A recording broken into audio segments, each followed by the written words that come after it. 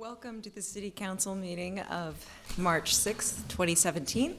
Let us all rise for the Pledge of Allegiance, followed by a moment of silent meditation. I pledge allegiance to the flag of the United States of America and to the republic for which it stands, one nation, under God, indivisible, with liberty and justice for all.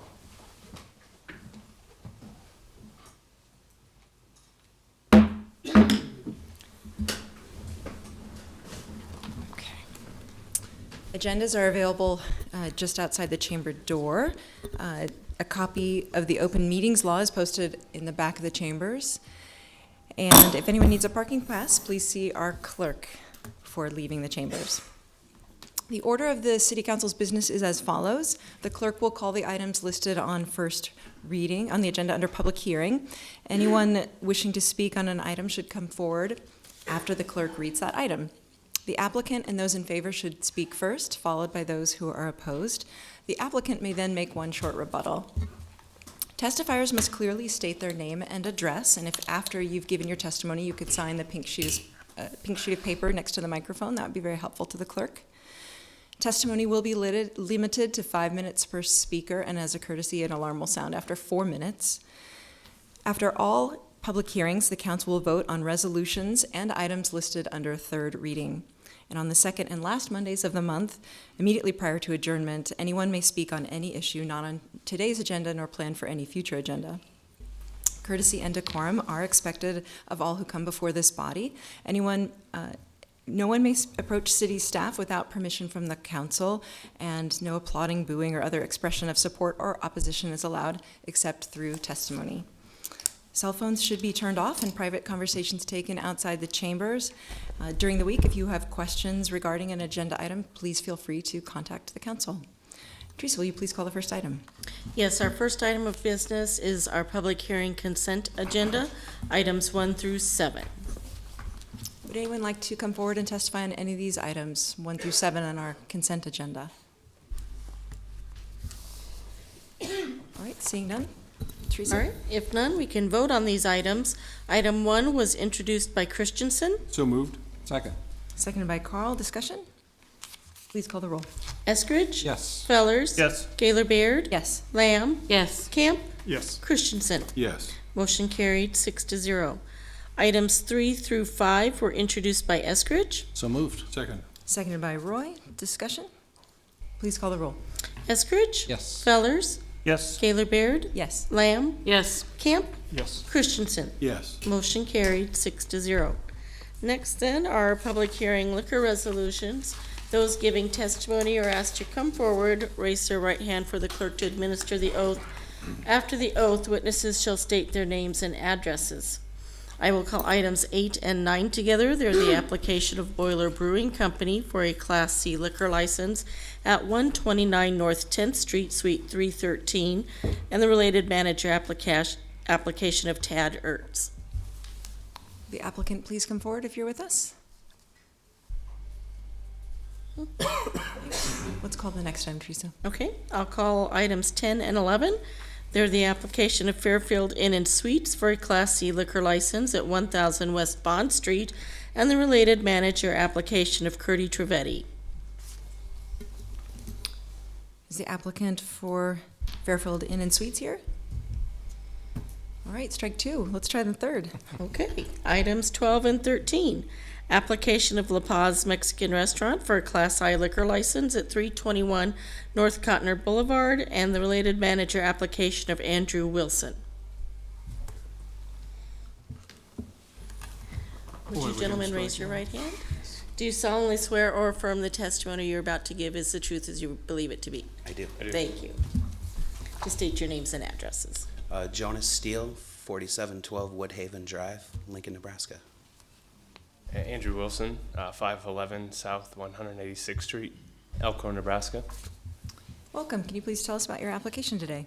Yeah, the current owners of La Paz are retiring.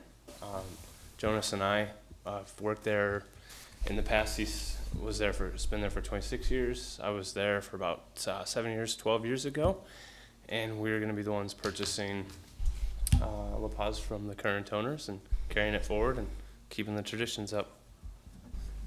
Congratulations. Are there any questions from the council? Man, I could ask some questions, but I've known Andy for 20 years, so he comes with a great reputation. So Thank you.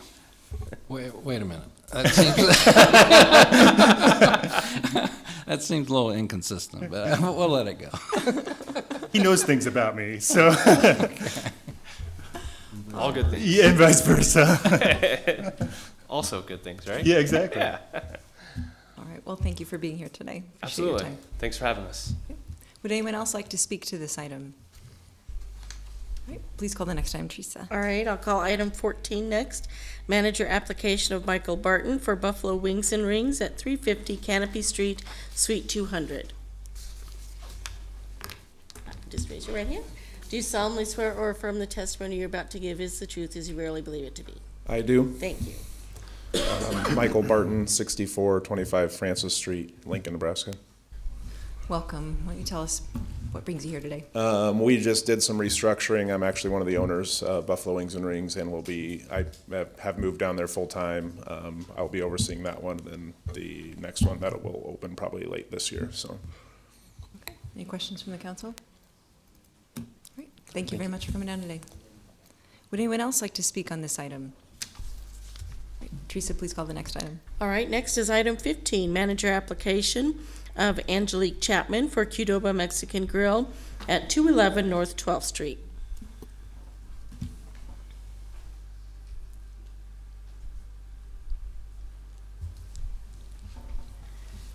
Just raise your right hands. Do you solemnly swear or affirm the testimony you're about to give is the truth as you verily believe it to be? I do. Thank you. Could you just state your names and addresses for us, please? My name is Angelique Chapman. I live at 1830 Knox Street. Mitchell Martin, 1655 Colbert Street. Great. And why don't you tell us about your application? We just recently had a change in management. I'm now being promoted to the assistant, so I'm applying for the liquor license for the store. Great. Any questions from council? All right. Thank you very much. Would anyone else like to testify in this item? Did you want, are you a part of the manager application? No, I'm not part of it. I'm just with it. Okay. Yep. All right. All right. Teresa, please call the next item. All right, next is item 16, manager application of Mark Ford for Cottonwood Cafe at 440 South 11th Street. All right, do you solemnly swear or affirm the testimony you're about to give is the truth as you really believe it to be? Yes. Thank you, Mark. Just state your name and address. Mark Ford, 3342 Vine Street, Lincoln, Nebraska. Welcome. Can you tell us a little about your application? Had membership withdrawal, so I'm taking over the Cottonwood Cafe, full ownership. Okay. Any questions from council? Mm-hmm. Right. Thank you for coming down. Just, Carl, yeah, go ahead. I can't let him get away quite this quickly or easily. Just want to, I mean, Cottonwood is a fairly new restaurant, 2 years maybe? Yeah, 18 months. Okay, and close to City Hall here and kind of a part of downtown that's not served with a lot of food options, so thanks for what you're doing. Appreciate you stepping in there. Yep. The guy that actually developed the menu lives in Tennessee right now. It's unfortunate, but we kept his food, so Great, thank you. thank you. Would anyone else like to speak on this item? Okay. Madam Chair, Actu- I would move. Rick, we actually have someone who's arrived since we. Oh, I pardon believe we have me. the folks from the Boiler Brewing Company. And if you're here, please come on down. We'd love to hear about your items 8 and 9. Thank you. Raise your right hand. Do you solemnly swear or affirm the testimony you're about to give is the truth as you verily believe it to be? I do. Thank you. That Arts, 4611 Eagle Ridge Road, Lincoln, Nebraska, 68516. Welcome. Want to tell us a little bit about your application? We're taking over a space that's on the third floor of the building that was previously, the Grand Man's had it as an event space, and now we're just taking it over for event space. So it's just kind of transferring the liquor license to us. Any questions? John? So you'll have your own separate license from the other licensed establishments in the Grand Man's? Yes, well, it will go with Boiler Brewing. Does that work where you're not contiguous? Well, it's going to be one of our like satellite Last year, they passed the bill to have 5 satellite locations, and it'd be one of them. So it wouldn't be, the liquor license wouldn't go from boiler in the basement all the way upstairs. They'd be 2 separate, but still under boiler. New one on me. And then, pardon me for asking, but when you acknowledged the oath, you had a fist. Is there a reason for that versus that? What's that? When you held your hand up for the oath, you did a fist instead of, Oh, no, I meant, okay. I meant a I just hand. wondered. No, I didn't even realize I did it. Oh, okay. I just, yeah, okay, thank you. And what's the occupancy of the space? How many people can you accommodate? I think it's about, max capacity is about 200. Oh, large space, okay. So it'll be primarily like wedding receptions, wedding ceremonies, things of that nature. Okay, good. Thank you. Thanks for being here. All right. Would anyone else like to testify on this item before we leave it? Yeah, I'd like staff to come forward, Okay. please.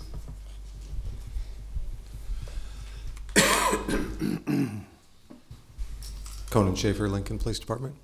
Yes, could you elaborate on this new legislation? It just went over my head. Yeah, sure. Last year, a bill was passed allowing for craft brew licenses to have up to 5 satellite tap rooms. So in Lincoln, we have Zipline has their main brewing facility on Magnum Circle, and they have one additional tap room on Hidcote, or Hydecote, however you pronounce it.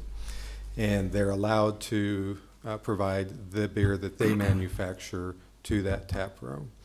Any other alcohol that they would bring in would come under separately under the tap, the second license that they have. So Boiler will be allowed with this as their first tap room or satellite site to bring the beer or product that they manufacture up to the Jasmine Room. Any other alcohol they would just order through that second license. So they become, under this legislation, it can be a full-fledged Class C, but not with the new license, just under the mother Class C? Well, the satellite locations have to do with the craft brews and having additional tap rooms so that they can distribute directly to themselves rather than having to go through the distributors. Okay, so if this is being run as a reception facility here and having other services, I assume maybe a bar or something, Yes. is that a separate license for that part of it? Yes.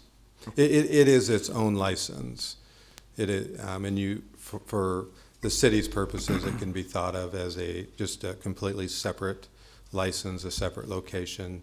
However, at the state level, it is considered one of their satellite locations, so they're allowed to transport their manufactured product directly to that second license. But what it does is it means that they don't have to sell their beer to a distributor and then buy it back from them. Okay. Yeah. So they pay all the fees for a separate Class C license and that sort, or does this help them save on fees as well? Yeah, probably. Probably yes, probably. Probably yes, saves on fees because they don't.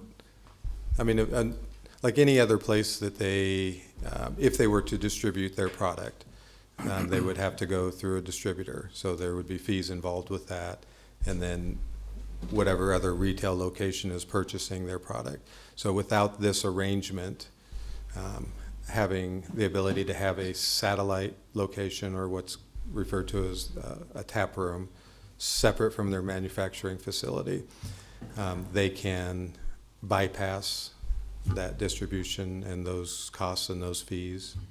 So they don't have to, like what Councilman Christensen said. Do they have to pay the Class C license fee? Yes. Oh, so that's what this, okay. Yeah. Just, thank you for educating me. Okay. Carl? Yes, different area. We had one of the applicants who's not here this afternoon. And typically we do not approve applications, and this might be a question for our city attorney too, Typically, we don't approve applications unless they're present. I don't know that we have any such rule about denying one. In this instance, the individual has a fairly recent DUI, apparently convicted of that, awaiting sentencing. I don't think we've ever approved, at least in my recollection, a liquor license for somebody with a DUI 5 months ago. Correct. As this has happened. So I'm just wondering if we could or should go ahead and make that denial, if my colleagues were interested. Yes. I understand that's the manager application, is that right? But I don't know that we should, the establishment itself, if Fairfield Inn would we be denying that? No. Okay, Just not vote on that one. okay. I guess I was going to move deferral a week, and I think maybe give them a week. I feel like regardless of what we've understood has occurred, they should have a right to come and explain themselves.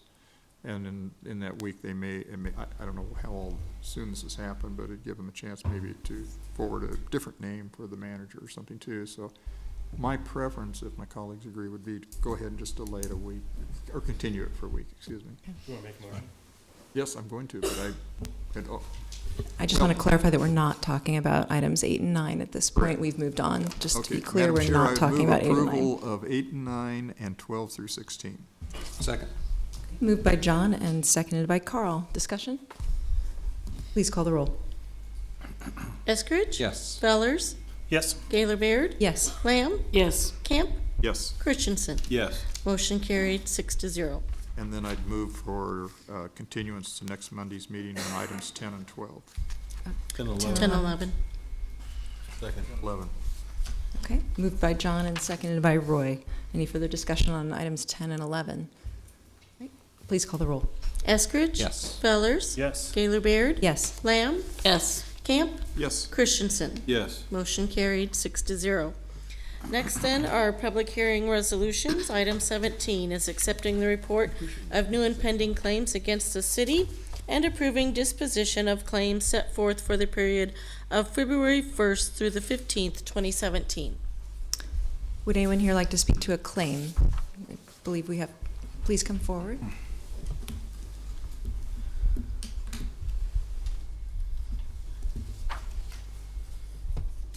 Welcome. You could state your name and address for the record, please, and then let us know which item you'd like to discuss. My name is Lanan Farm. I live at 1635 F Street, apartment number 6, Lincoln, Nebraska, 68510. Okay. And you're here to argue in favor of your claim. Do you want to explain your side of the story for us? Yeah, Thank you. help for me change later. It's okay. I have. Later, so can I? You want to read me? You want to see later? Okay, thank you. We'll pass this around to the council members. You get to her for me, please. Oh, thank you. Let me touch you.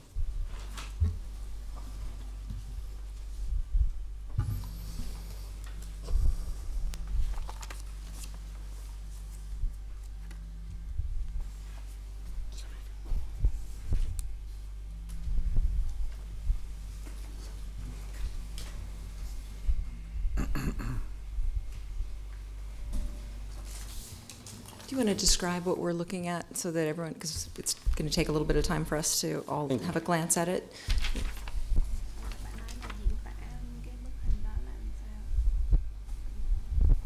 Yeah, em nói với cô ta là bữa đó là anh đi vài chiếc. Là nó đập xe, cảnh sát đập nguyên cái dĩa vô cái xe. Em chỉ dịch cho mình cái này. The picture is I'm sorry. the picture is when the police slammed the clipboard on his car and cast the dent. Okay, and John, when you're through those, going to pass them down to the other council members. Yes. Thank you.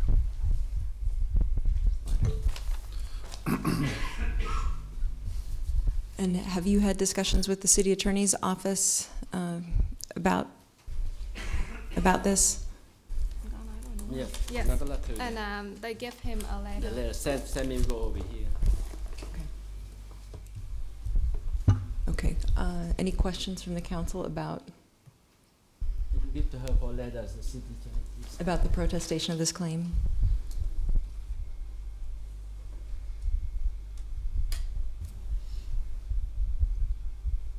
Okay, that's a response from the city attorney. Okay. Jeff, why don't you come on up?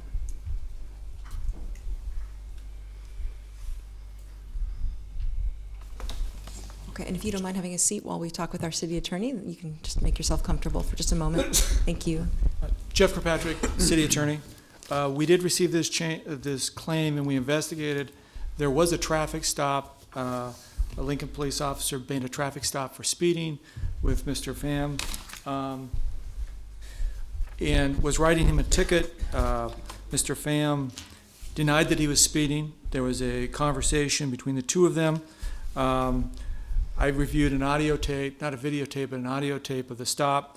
I would characterize the officer's tone as being firm, being definite, and at a certain point, I would say he was somewhat frustrated. The frustration came from Mr. Pham's response, first denying that he was speeding, and the officer said, that's fine, but I clocked you at 76. I think you were speeding, I'm going to give you a ticket. I need you to sign the ticket. Mr. Pham said, no, I will not sign the ticket.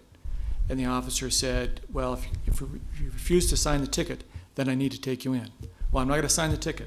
Well, then I'm going to need you to step out of the car, so I'll take you in. And then at that point, Mr. Pham agreed to sign the ticket. Now, the claim comes from Mr. Pham's statement that the clipboard, the citation clipboard, was slammed down on the car hard enough to cause a crease. And if you can see, there is a crease right here, kind of on the edge. Now, what the officer says is, I did put my citation clipboard on the hood of the car. I didn't place it on that location. I placed it close to the windshield. Could not have caused that damage. When you listen to the audio tape, you can hear the clipboard hitting the hood of the car. Now, the audio tape is not the best because it was a day sort of like the weekend where you've got the wind blowing and you've got the wind blowing against the speaker, so you've got that distracting noise, but you can audibly hear the clipboard hitting the hood of the car. It does not appear, at least to me or my office, that it was slammed down, that it hit hard enough to cause this dent.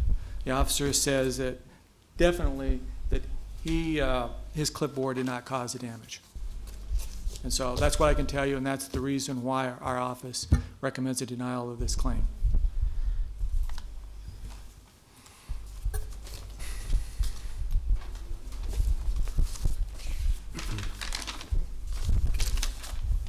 Yes, Mr. Kirkpatrick, there was a citation issued and then a fine paid, is that correct? There was a citation issued for speeding. Mr. Pham went to court, contested it. There was a trial.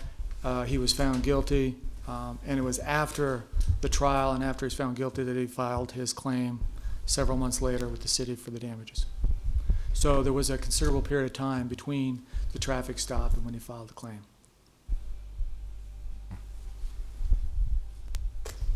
Any other questions for Jeff? Trent? Yes. What was the reason that you refused to sign the bottom of the ticket? What does it say at the bottom of the ticket that was so... What he represented to the officer, based on what I heard on the tape, was that his understanding was if you signed the ticket, you were admitting guilt. And he didn't think he was speeding, he didn't think he was guilty, and that's why he refused to sign. The officer then did explain to him, It's just acceptance, right? That It's you've been- acceptance, yes. Acceptance of the citation that you Yes. received it. It's, yeah. So I suspect that what we have is cultural difference. Where in the culture he was raised, signing the ticket was an admission of guilt. The officer did explain to him that that was not an admission of guilt. Okay. It just meant he could sign it, and if he wanted to contest it, show up in court and have a trial.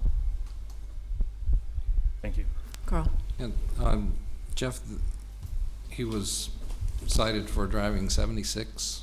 That's what the officer said Okay. in the audio tape. And I can't think of any road in Lincoln that has Well, Well, the I mean, interstate. Interstate is 65 through Lincoln. Right. But, okay, was this on the interstate? I assume so. I didn't check that part of it. I know it was in the city limits. Okay. Not sure if that's on the citation. I've got the court record here. That'd be on the citation. The trial was back on January 3rd, it looks like. Anything else? Well, I guess I would just ask if you've had to evaluate audio tape in the past, and if there's any sort of other examples of something like this. I mean, you could hear the clipboard. How do you make a determination on the force and whether or not it could cause the dent? I mean, what's your process? Well, it wasn't very loud. All I can tell you is it wasn't very loud.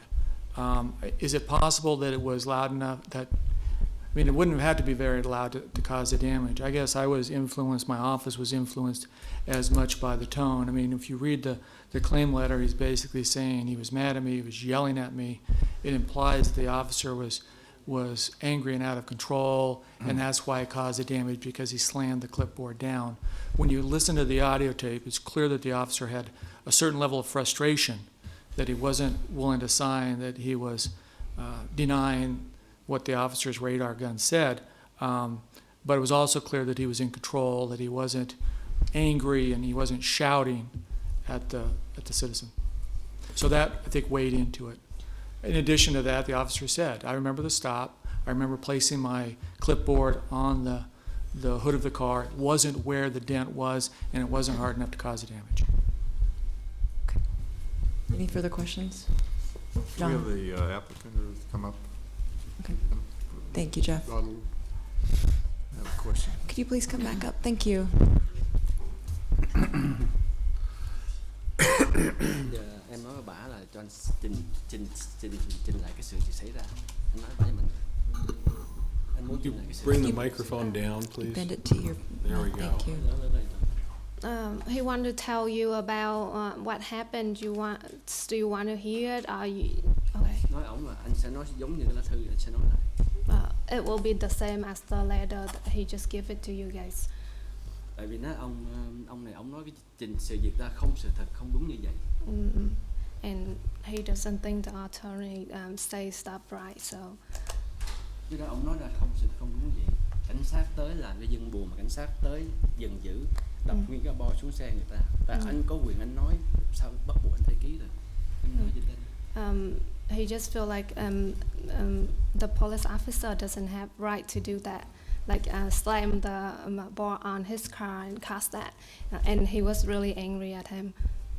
Tức là nói ổng là lúc đó có mình anh với ổng mà ổng nói cái chuyện đó ổng nói xạo, không đúng sự thật, ngoài đó không ai đứng đó cho mình ổng là ổng thôi. And that happened just between the police officer and him, so nobody like was a witness there, so. Tại ông đối xử người dân Mỹ giống như là cộng sản chứ không phải là cảnh sát Mỹ, đối xử người ta giống như một người cộng sản vậy. Ở Mỹ không có cộng sản như vậy. He doesn't feel like that's the right way to treat people. John. Well, I'm sorry for the incident, and apparently there's some difference of opinion. Are you understanding this, Mr. Pham? Or Xin lỗi vì chuyện đó sẽ xảy ra như vậy bởi vì mỗi người kiến khác nhau. Nói ổng là phải giúp đỡ anh cái phần. what I would like to suggest is you've taken time to come here to us. There's whatever on the tape and so forth. I'd like to ask you, just as a courtesy, and maybe because of some language barriers, whatever, you just split it in half. You pay $37.50, we pay $37.50, and it's done. Ông nói là ví dụ như bây giờ bởi vì ông biết là mình khó khăn về ngôn ngữ, bây giờ người trả một nửa có được không? Bây giờ nói ổng cho anh muốn nói thêm phần đó được. Nói thêm. Ok, nói ổng cho anh muốn nói thêm phần đó được. Thì anh nói đi. I want to speak Vietnamese, you can make sure you understand. He just wanna talk to you a little bit. Anh bị mất trí nhớ tại vì anh bị cái tai nạn.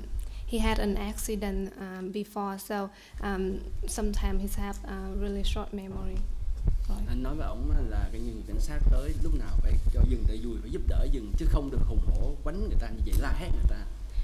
he just feel like police officers should be like helping people instead of like angry at people and doing some kind of that behavior. Bây giờ dù người ta có không ký cũng phải vui vẻ người ta. Nước Mỹ nó có tự do dân chủ. And even like it's not even if it's wrong, like I didn't say it right away, but there's no right. He just like be angry at me and like slam that ball on my car. Nói ông phải sửa lại cái điều cho cảnh sát. Cảnh sát là làm có tiền, anh cũng đóng tiền cho cảnh sát hàng tháng trong cái bill. Cảnh sát là chính phủ trả tiền, phải giúp dân, giúp đỡ dân tới mừng này, dân làm cho dân ta sợ. Không phải là người cảnh sát, không xứng đáng là cảnh sát Lincoln. And I pay my bill every month, and it toward everything. And I just feel like police officers should be helping people instead of threatening and make people scared like that. Anh qua Mỹ là anh yêu cái tự do. Because this is like a free country. Nói ổng gì đó, ổng là những cái đời cảnh sát nói không đúng sự thật, ổng chối, ổng đặt nguyên cái bo lúng nguyên cái đổ cái viết nó đâm xuống cái thành anh có lúng vậy có cái hình đó. Cái đó anh thấy ổng làm cho anh sợ tại có súng, bởi anh không dám nói lại. And he was scared at that time because he had gun, so he didn't want to say anything. Ông làm cho anh quá sợ đi, anh không còn gì để anh nói được. Carl. Thank you. Mr. Pham, there's a Citizens Police Advisory Board where if you're unhappy with how police have treated you, you can make an appeal to this board of citizens. It's not a police agency. I was wondering if you went to that board. Ông bảo là có một cái hội là nếu như mà anh không ví dụ mà anh không có hài lòng với cảnh sát đó thì anh đến đó anh nói anh đã đến cái chỗ đó chưa? Chưa, anh không chịu được. Lần đầu tiên anh bị cảnh sát đối xử như vậy. This is the first time he had that happen, so. Nhưng mà nói như là cảnh sát nào mà đối xử anh như vậy? He never answered.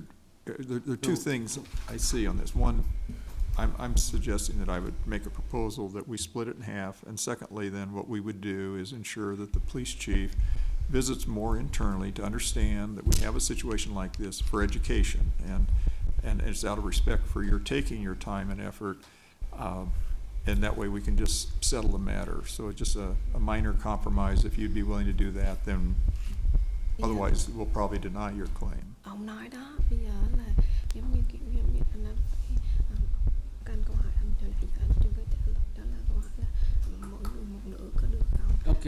Ok, nói ổng mà anh muốn nói thêm cái phần nó xảy ra, anh muốn ổng phải ngăn chặn đừng để sự việc xảy ra nữa. Ông hiểu rồi nhưng mà ổng hỏi anh là phải đi vào câu trả lời. Ok, cái đó là nói ổng là không phải là lỗi. Nếu không là nó sẽ bỏ đi cái Ok, trường hợp này. nói là không phải là lỗi tại anh hoàn toàn. Bây giờ nói ổng chịu khoảng bao nhiêu?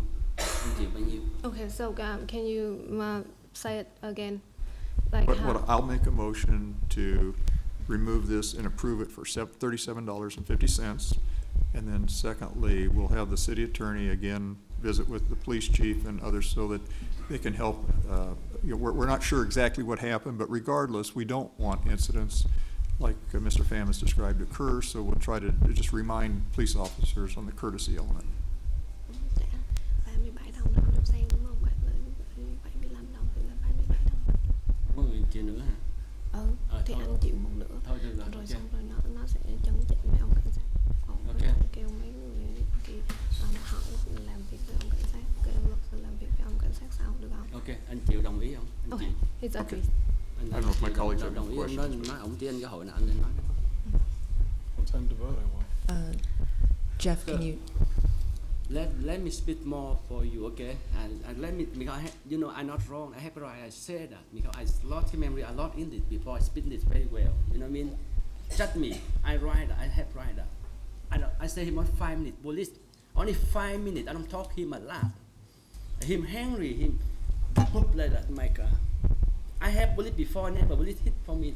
Bullet come. I love bullet. I very happy. Bullet let me scared. Why? Well, and as my colleague said, maybe you go to the police advisory board, explain to them, that would be the appropriate place for us that really, we're just Đó passing. thì ông có So, and we could have Mr. Kirkpatrick, I'm give you information on that, so that if you want to visit, that would be more constructive. Thank you. So Thank you. You wait, we'll vote here. Thank you. Would you come on?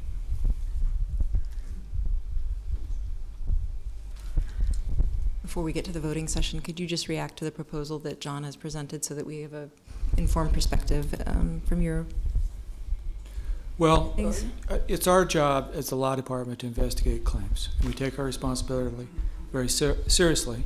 I think it's your job to evaluate what we say and to make payments of taxpayer dollars accordingly. And if you think that there is a gray area, then I understand that sometimes that you will reject our recommendation and make a payment despite the fact that we have recommended to you that it's not justified under our understanding of the law and of the facts. And what I would tell you in this case is that we investigated by speaking with the officer. He denied that he was acting inappropriately, and he denied that he caused the damage. And under that circumstances, you may well feel that you're not justified, or we're not justified, in making a judgment as to the credibility of that officer. Understand that. And we didn't stop there. We asked for not only his report, but also the audio tape of the stop. And we were fortunate in this case that we got an audio tape of the stop. And what I'm telling you is that the evaluation of our department was that the audio tape of the stop supported the credibility of the officer. And so when you're weighing the credibility of the officer versus the credibility of the citizen, who I think just testified that he has memory problems, when you've got the audio tape that supports the officer's version and does not support the citizen's version, that's why we recommended that this claim be denied. Now, it's $75 or it's $37.50. That's a very small amount, and I appreciate that. And we are not denying that there is a ding on Mr. Pham's car, although we have no idea how or where it got there. What I would suggest to you, though, is the principle is that when you have an officer backed by credible objective evidence, and you've got a recommendation from the law department, that you owe it some due respect. Right. Tell us a little bit about where that audio tape came from. Who, is it practice? Does the Lincoln Police Department require officers to audio tape themselves? That's their practice. Now, sometimes you might have some malfunction where the videotape or the audio tape is not available, or maybe if it's long enough, maybe it gets destroyed, but that's certainly the practice, in part to protect the officer if there's an allegation, but in part, if there is an allegation of misconduct, it gives the leadership of the department the opportunity to do an investigation, and it gives the Citizens Advisory Board an opportunity to also view that. Okay. Any other questions for Jeff? Thank you. Thank you. Is there anyone else here who would like to speak to a claim? None. Teresa, please call the next item. All right, next is item 18, Special Permit 872I, application of Firethorn Golf Company for a modification to Special Permit 872 to adjust the sign requirements for special permitted uses to allow for increased sign area and to permit signs within the front yard on property generally located southeast of South 84th Street and Van Dorn Street. Good afternoon, members of the council. My name is Danae Kalkowski. I'm appearing today on behalf of Firethorn Golf Company. And what we have before you today is just to look at a couple signs in Firethorn.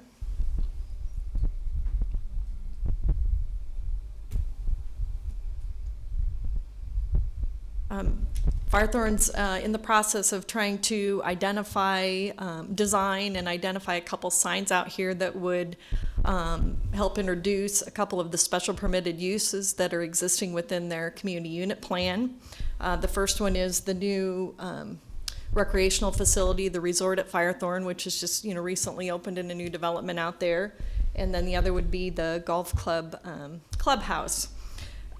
Both of these uses are specially permitted uses in the CUP, so under the sign code, they are each permitted a sign. They're permitted a 20 square foot sign. It can't be higher than 8 feet, and it needs to be outside of the required yard. So the adjustments that's being asked for the Golf Club sign. It's just that it be permitted to be located within the front yard. The sign will meet the size. It'll actually be shorter than what's permitted, but if you've ever been out there, you know there's a big slope from the road down to the parking lot, and so just for visibility purposes, it'll be a lot more effective if it can be up closer adjacent to the street. And then the second one would be the sign up here that'll be right along Van Dorn Street. On this one, they are asking to increase the size of the sign from 20 feet to 32 square feet. Will still just be 6 feet high, so it'll be under the height limit. And again, they'd like to have that one placed in the front yard also. The main purposes for that is really the visibility from an arterial street. We're going to have some O3 office uses directly adjacent to us here. This use is, similar to the type of uses that'll be allowed in that area. That area will be permitted signage along Van Dorn Street that's 50 square feet, 12 feet high in the front yard. And so we don't feel that allowing a sign in the front yard that's a little bit smaller than what they're allowed, but a little bit larger than what the special permit would allow would be out of character for what you're going to see as you drive along Van Dorn Street. Planning recommendation is approval of these adjustments. They were on the consent agenda at Planning Commission, and we're asking for your approval, and I'd be happy to answer any questions you might have. Any questions? It's your lucky day. Great, thank you. Thanks, Danae. Would anyone else like to speak to this item? All right, please call the next item, Teresa. All right, next is item 19, authorizing the mayor to execute an agreement between the city and the State Department of Roads so that federal funds may be used for construction and construction engineering of the Old Cheney Road, 40th Street to Highway 2 pavement repair project. Randy Hoskins with Public Works, just here to answer any questions you might have. Do you want to just describe what's happening in this application, what the project will involve, and the timeline? Yeah, we are going to be resurfacing Old Cheney Road between 40th and Highway 2. It'll be like a number of the other projects that have been going on around town. We'll be fixing the subgrade of the road and repairing a lot of concrete, and then we'll come in and overlay over the top of that. There will be a short closure of the intersection of 56 and Old Cheney. That is scheduled to be for 2 weeks. We did put an disincentive clause on that to encourage the contractor to get done even quicker. And I guess as far as the time frame on this project, the tentative start date is May 1st, and we expect substantial completion by mid-September, and then final completion of the project done in November. Okay. John. Yes, Mr. Hoskins, you'll recall there was some recent work in that area and a number of very concerned businesses and citizens, and now we're coming back. How are you going to describe that you're now closing them down again? Yes. We did have a public information meeting on this project in August of last year. At that time, there were very few people that came out to find out more about the project. We will be holding another public information meeting coming up in the third week of April. And so that will again be another chance for people to come out and find out more. Now, we have looked at how we can provide access to the people in this area. And one of the things that we will be doing is creating an additional median opening on the north side of the intersection, which will allow people to get into that northeast corner of 56. There's the McDonald's and the gas station and some other things. We'll be providing an additional way to get into those businesses. So then all the other quadrants of the intersection will also have their typical access points. Just as a courtesy to the citizens and businesses, do you have a record of those individuals who expressed concerns the last go around? Yes, we Would you mind reaching out in some personal way, not just a mailer or something, to those people so that we ensure we get communication, and if there are concerns, I think that would go a long ways to be preventative. Okay. Any more questions for Randy? Great. Thank you. Would anyone else like to testify on this item? Great. Please call the next item. I'll call item 20, approving a construction engineering services task order agreement between the city and Alfred Benish and Company for the Old Cheney Road 40th Street to Highway 2 pavement repair project. And I'm open to answering any questions. Same project, yes? Yes. This is just for the construction engineering inspection and testing for the project we just spoke about. Any questions on this? John? Financial, how much for our 20%? Oh man, gonna test my math here. What's the total? A little less than 60,000. $289,000 is the total, and 649. 52,500. Right. 52,500. Okay. You're sharper than I am. That's impressive. Ours is actually a dollar high, but it's Yeah. close enough for this. Any other questions for Randy? All right, thank you. Would anyone else like to speak to this item? All right, seeing none. Teresa, please call the next item. All right, next is item 21, miscellaneous 16006, declaring the North Cotner Boulevard and P Street redevelopment area, which consists of approximately 11.6 acres of land, generally bounded by P Street, Cotner Boulevard, North 56th Street, and R Street, along with adjacent street rights-of-way in South 56th Street, P and R Streets, and North Cotner Boulevard as blighted and substandard. Members of the City Council, David Landis, Urban Development Department Director and the applicant in this case. This project came to us from a developer who said we were going to do something on North Cotner until we discovered some infirmity in the soil, and it wouldn't permit us to do what we wanted to do. We were going to do this without any help from the city, but this is a very substantial cost, and it alters completely the financial viability of the project, and without help from the city, we really can't go forward with what we'd like to do. We went back to say there's a process here, and it starts with declaring an area blighted and substandard and getting a study that reports that, and the developer has to fund that. They reached out to the Hannah Keelan planning firm and produced that study, which is before you today. It's for this area of the city. It has been to the Planning Commission and was acted on unanimously at that point. The study says that of the 4 substandard conditions that are identified in the state law, 1 is strongly present, and 3 of them are reasonably present. Of the 12 blighted conditions, 6 are strongly present and 4 are reasonably present.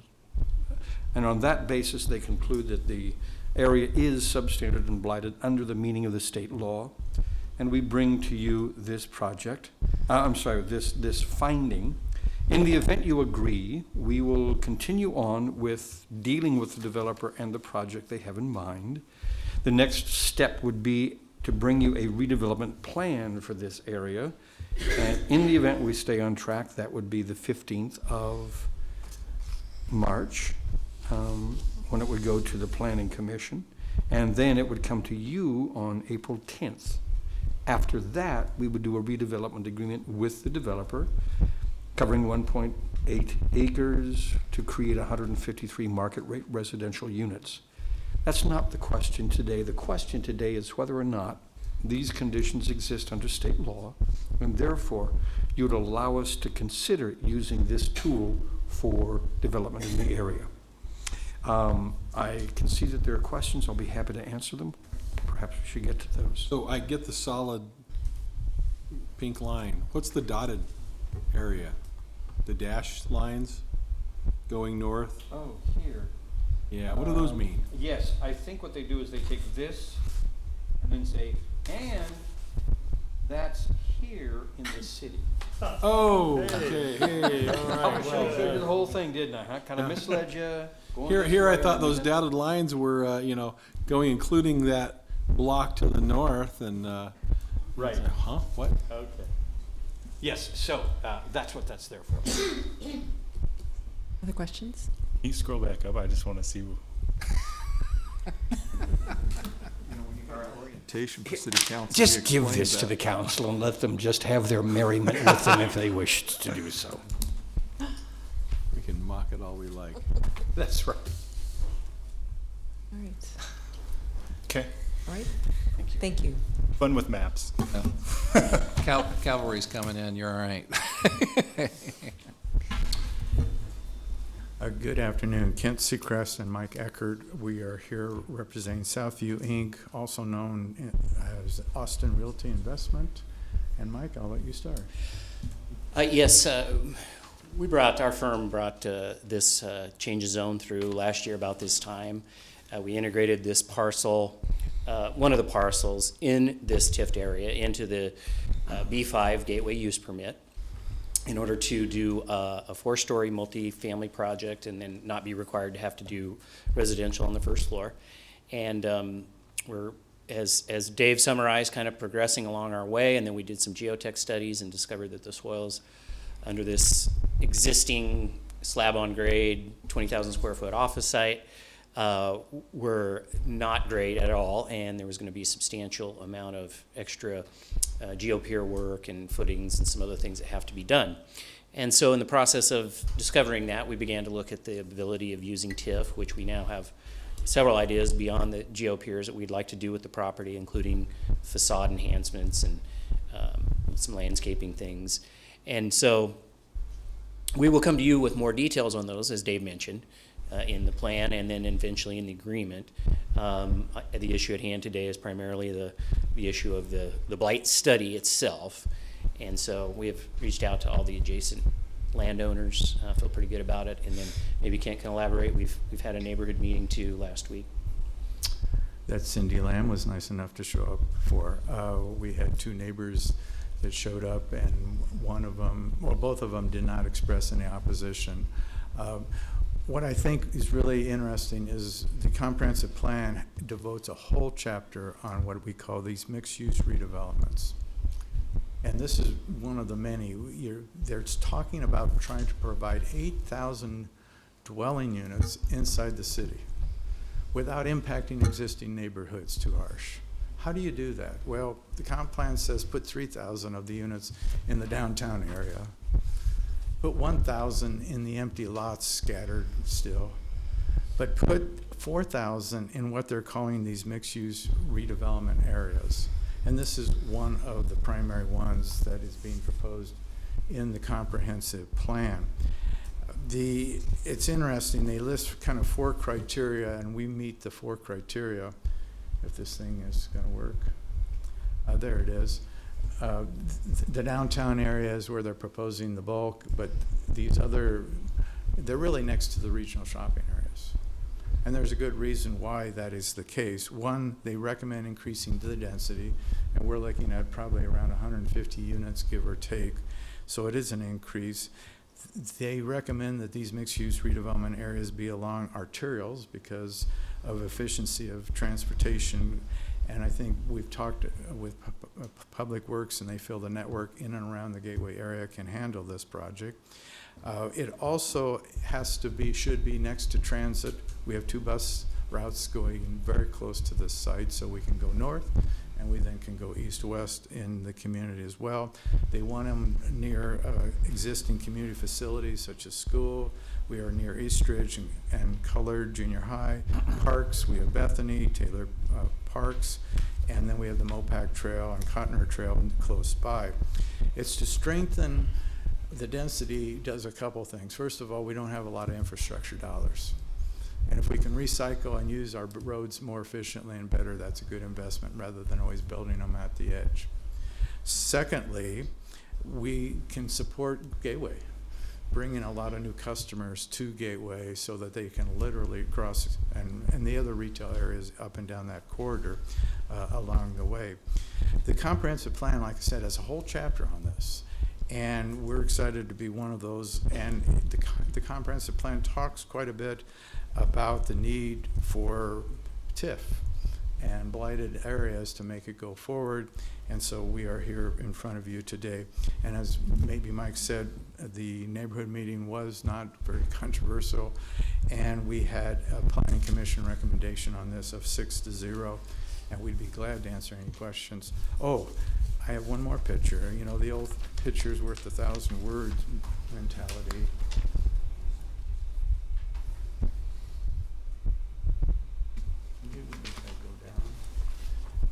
This is an image that's in the comprehensive plan, and this is Gateway. You're at the intersection of 70th and O, looking back onto Gateway. And ironically, there's our building.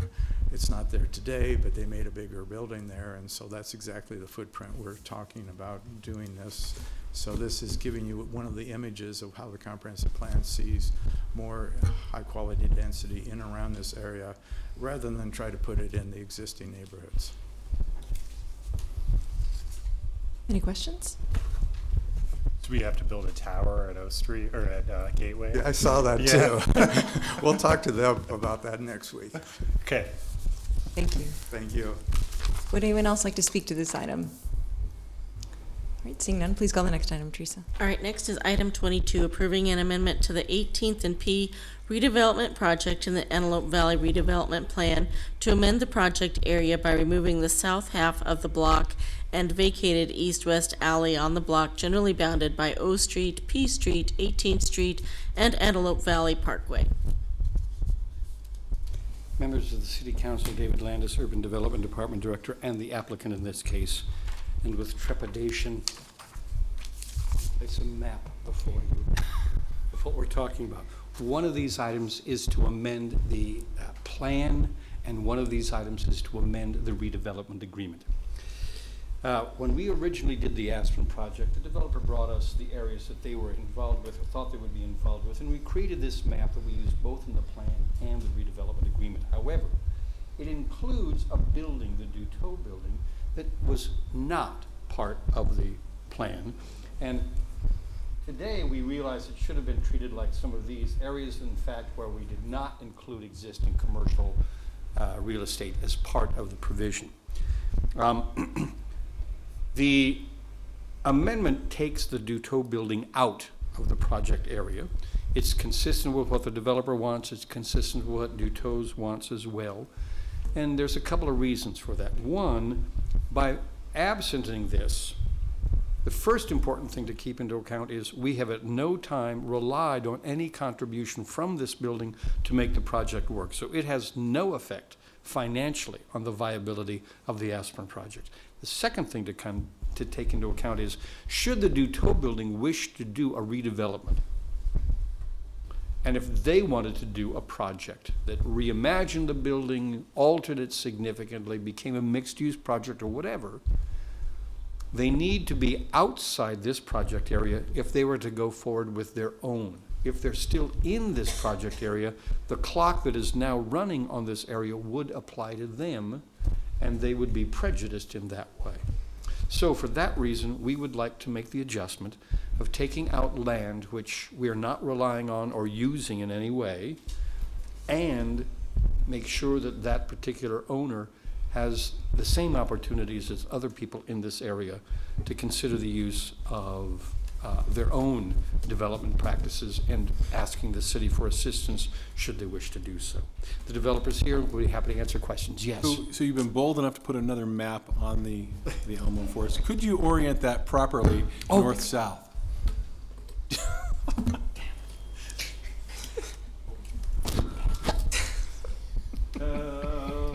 They're much better. Thank you. Any other questions from council? My question is, have you ever done this before? You've taken an area out of the plan? I don't have a recollection that we've done it. We have altered boundaries on occasions, but it was usually for the purpose of creating some kind of use of a public right-of-way that we needed to attend to. So I don't have a memory of doing this. At the time this began, there was some talk between the Aspen folks and the Duteau building owners, and it eventually did reach an agreement, but it had to do with parking rights and not anything to do with the use of the building. So when the developer brought this, it was early into the process, and I'm not sure that things were a totally settled matter at that point. They have been settled ever since, and there is no implication for this land of the Aspen project. Is there anything in the TIF law and the way it's written that would call this into question? You're taking it out to then potentially put it into its own plan? No, not that I know. Restart the clock? No. Okay. I suppose the place where it would get into a gray area and something that we would not want to consider is if the land was being relied upon to be part of the financial viability of the project that we had authorized. If we start to play fast and loose with the underlying financial viability, we all would be concerned, and we wouldn't bring it to you if that was the case. Okay, thank you. Madam Chair, members of the council, my name is Tom Houston, 233 South 13th Street, Suite 1900 here in Lincoln. Appearing before you today on behalf of Aspen Heights, I just reiterate our support for both amendments, and really the reasons that these are on your agenda is we're trying to make it square with the documentation that ultimately will be in the file for this project. We're removing the south half of the block from the redevelopment plan that supports this project, and so that's why we're trying to comply with community development law for that purpose. This is consistent with really the intent of the project, and there's some internal inconsistencies in the redevelopment agreement, so we elected to be upfront and try to get the documents properly corrected for the record. Any questions? Thank you. Would anyone else like to testify on this item?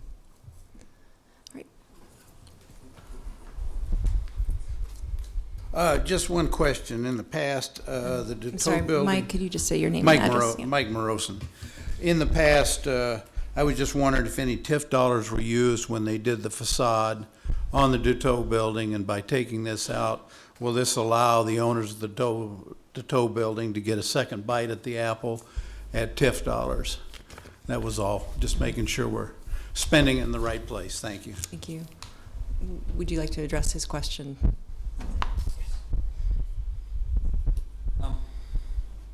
Good question, and the answer is this. DeToe is not getting any benefit from this agreement, so they haven't had a first bite of the apple. So, should they come to us at a later time, you would have a fresh apple with no bites taken out of it. Thank you. You can take your map with you.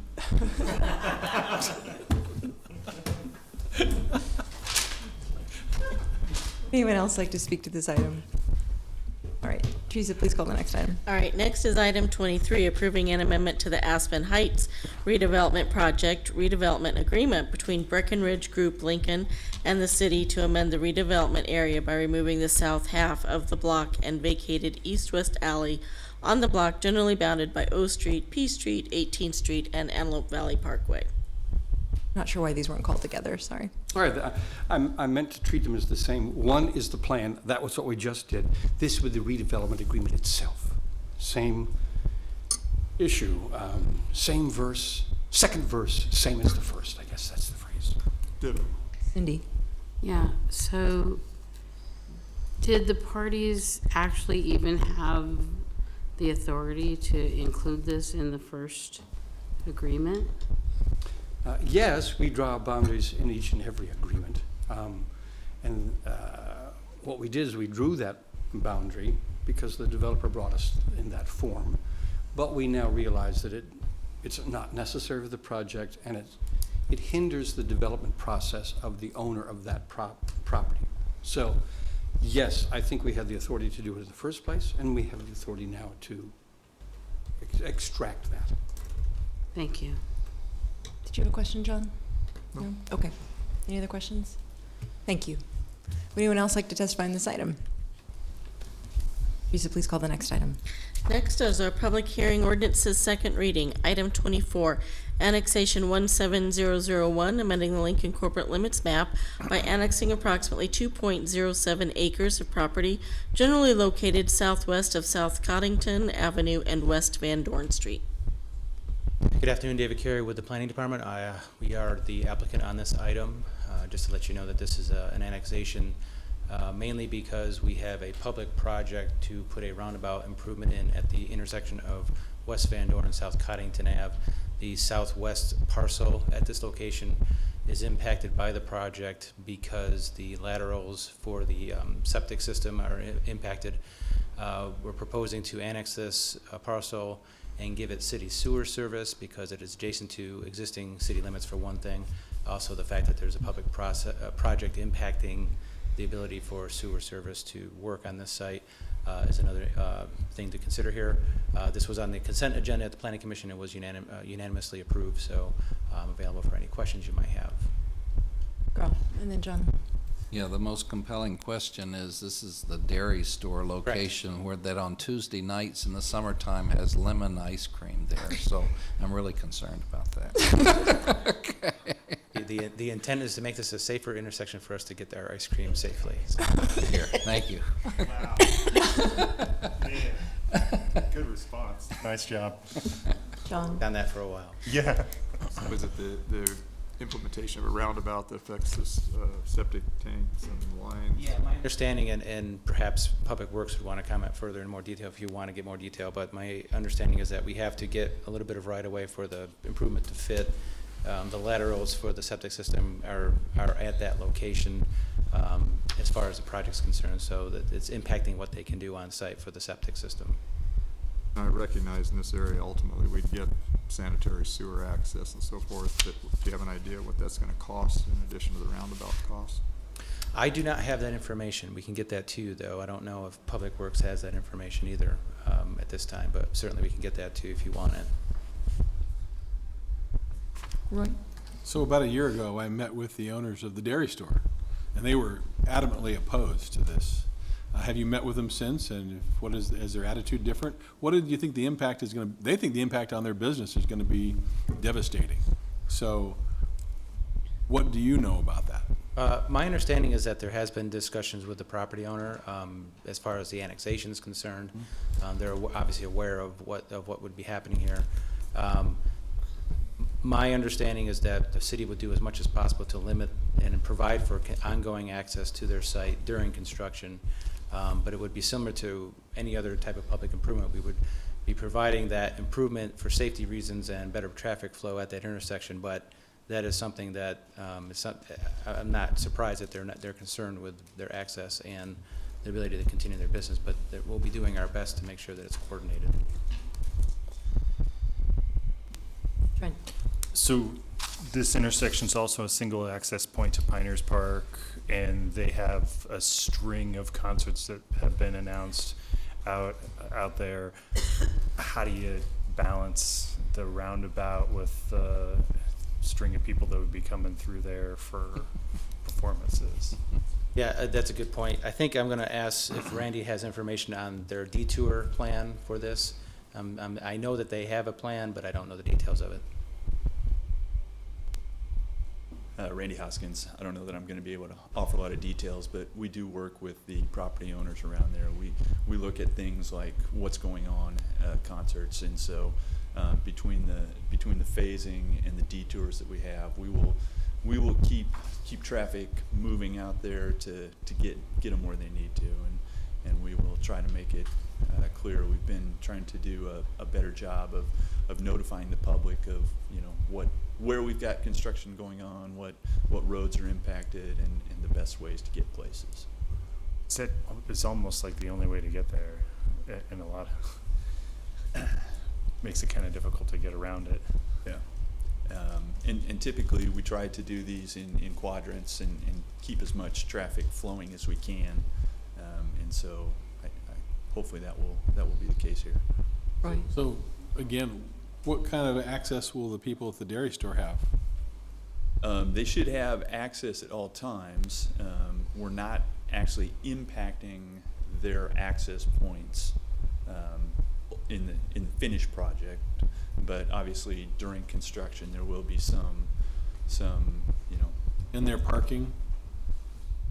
Yeah, I mean, we're just kind of getting into the corner there where it's pretty much just grass now, so yeah. And I guess when I was out there looking at things on the southeast corner, there's a huge drop off off the roadway. I mean, several feet, probably 7-8 feet maybe. Mm-hmm.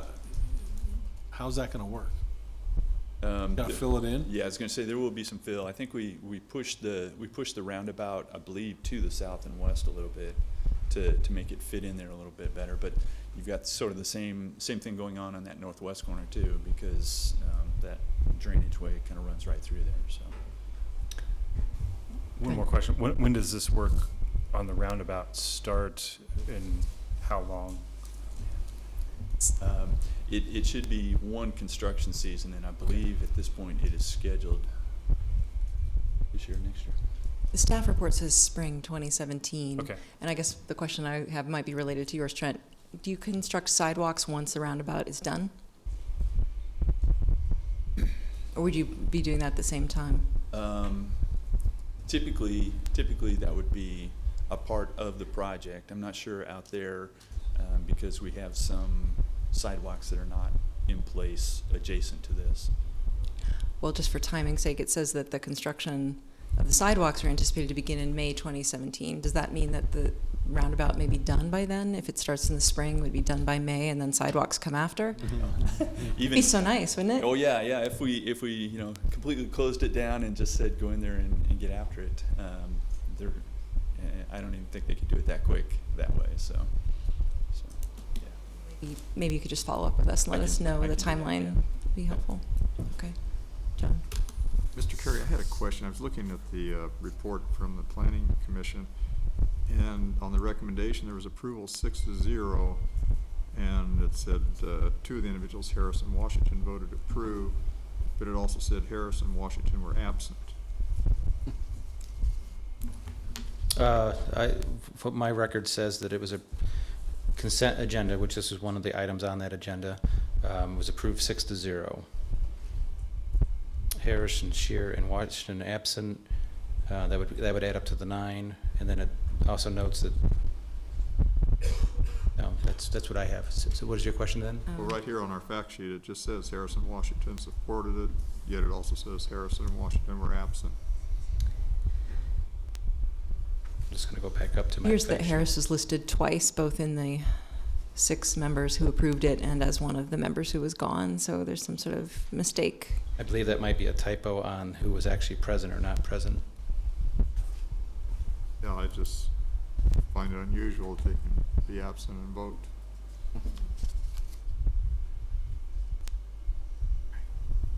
I'm going to go back down to, I'm just going to, for clarity's sake, just so you have it today, I'm going to go back down to my meeting notes so I can try to clarify this.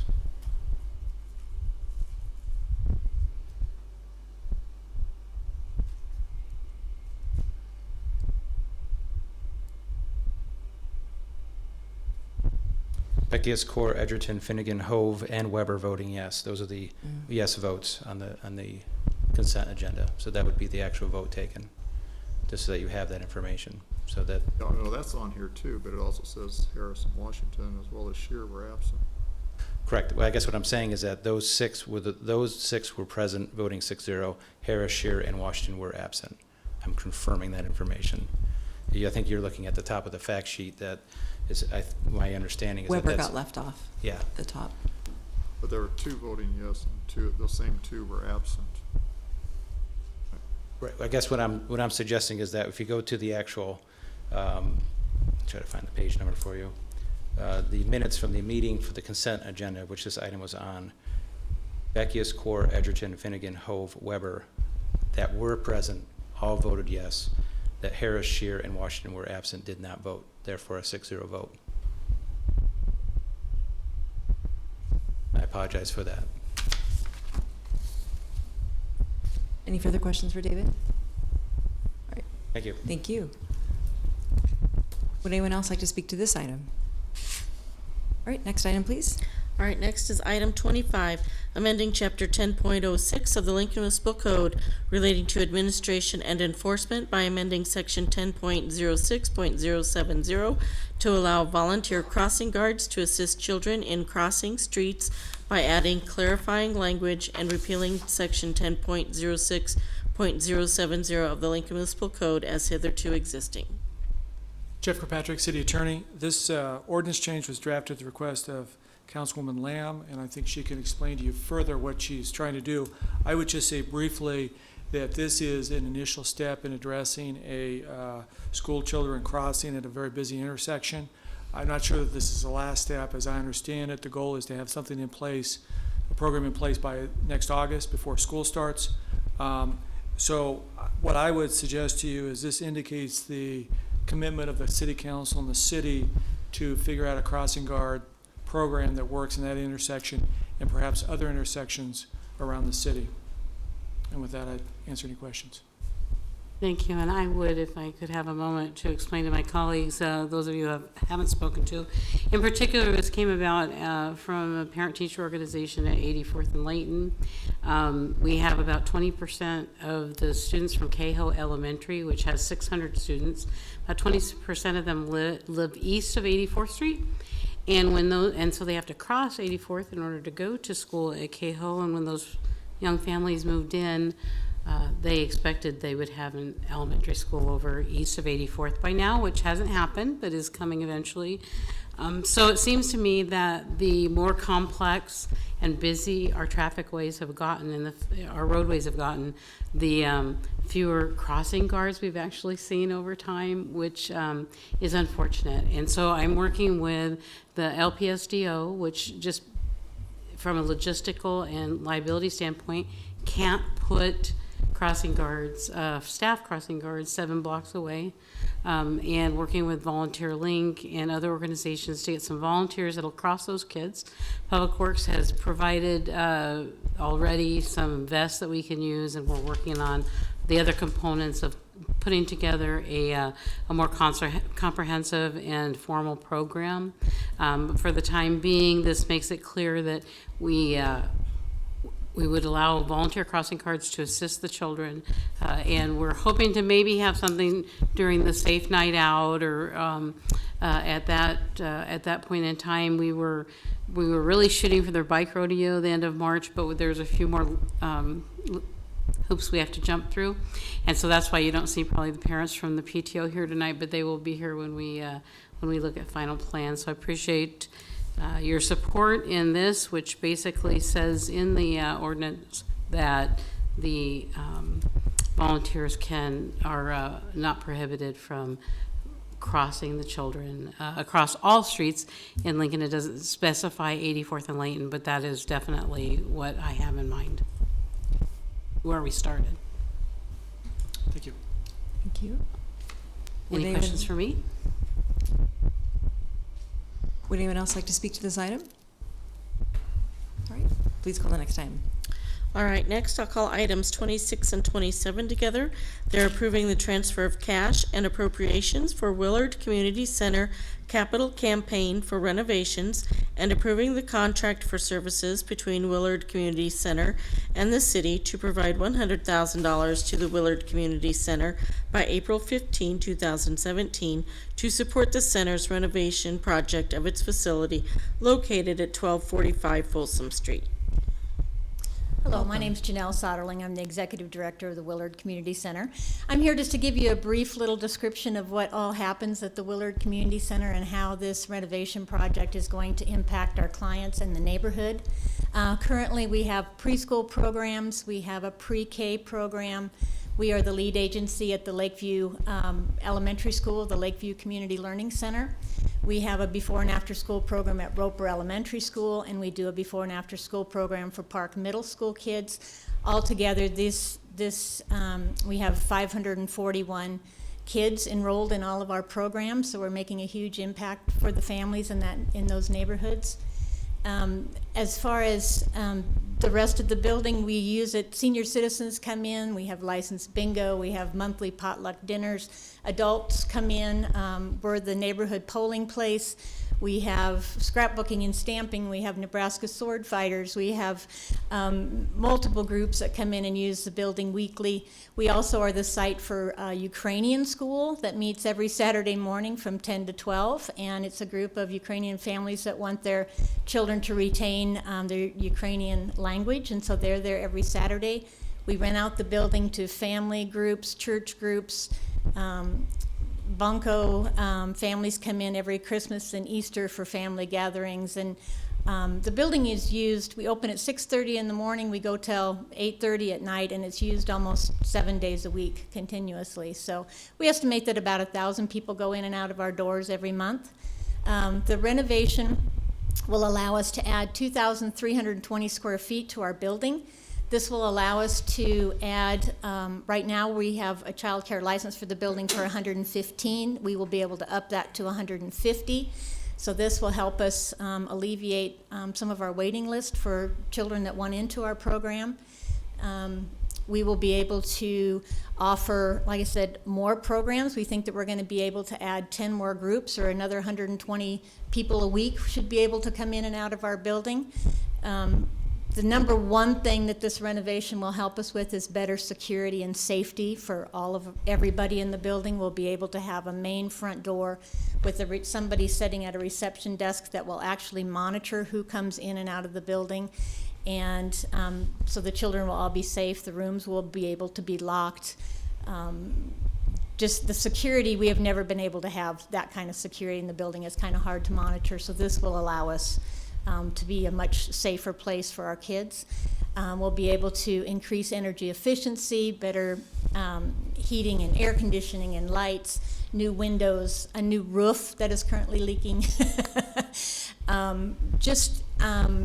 Technology upgrades. Right now we have middle school kids that come with their Chromebooks and they have to walk toward our office, connect to their Chromebooks by the router, and then hopefully it will stay connected as they cross to another room. Our walls are very thick, and so it's very hard to keep a connection.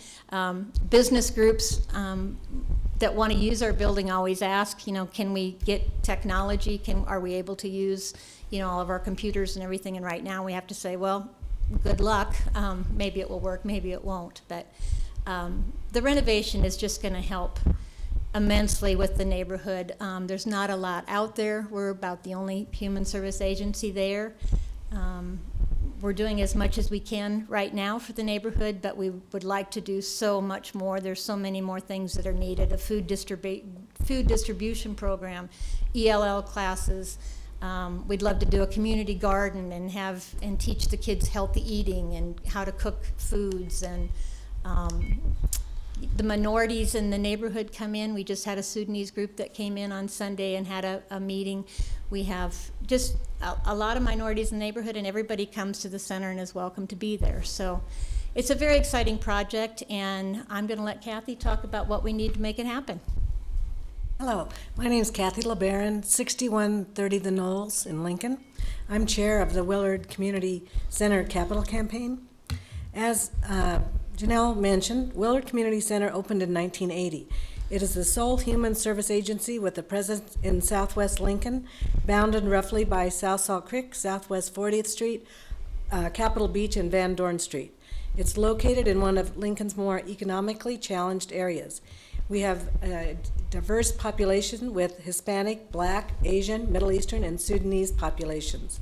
Willard serves all ages, preschool through senior citizens, by offering preschool, before and after school care, teen program, adult programs, and serving members of the community through various clubs and activities. The building is utilized after hours and weekends by the citizens of Lincoln. Willard was built as a school and operated from 1918 to 1968. The school district deeded the Willard building to the city of Lincoln in 1973, and the city owned the building until 2013. During this time, there were a lot of maintenance items that were deferred due to budget restrictions. The Willard board purchased the building in 2013 so they could embark on a capital campaign to renovate and improve the building and add child care capacity. This campaign will address the issues of this 99-year-old building, security concerns, energy efficiency, enhance ADA compliance, and upgrade technology. The additional space will allow us to expand our child care services and provide additional services and programs that are needed in this community. This area of Lincoln has no public pool, YMCA, or library. Willard Capital Campaign has been raising money for over 2 years toward a goal of $1,800,000. To date, we have raised $1,665,000 toward the goal. This includes challenge grants from 2 separate Omaha foundations.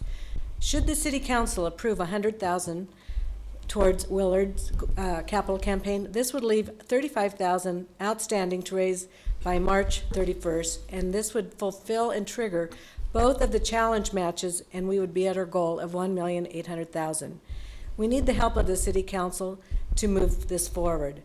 The deadline for these matching grant opportunities is March 31st, 2017.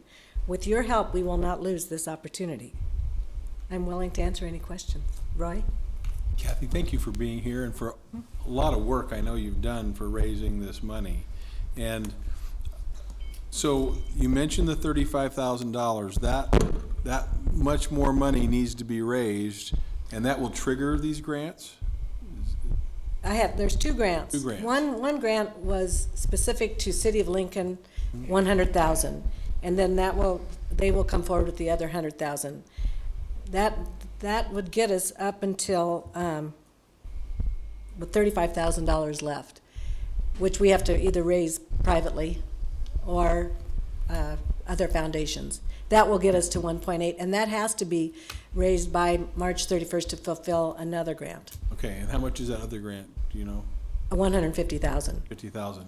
So my colleagues on the council know, and I've spoken to them, that I'm looking at an amendment so that we can bring that other 35,000 to this project, and we'll be voting on all that next week. And so there'll be an amendment to this.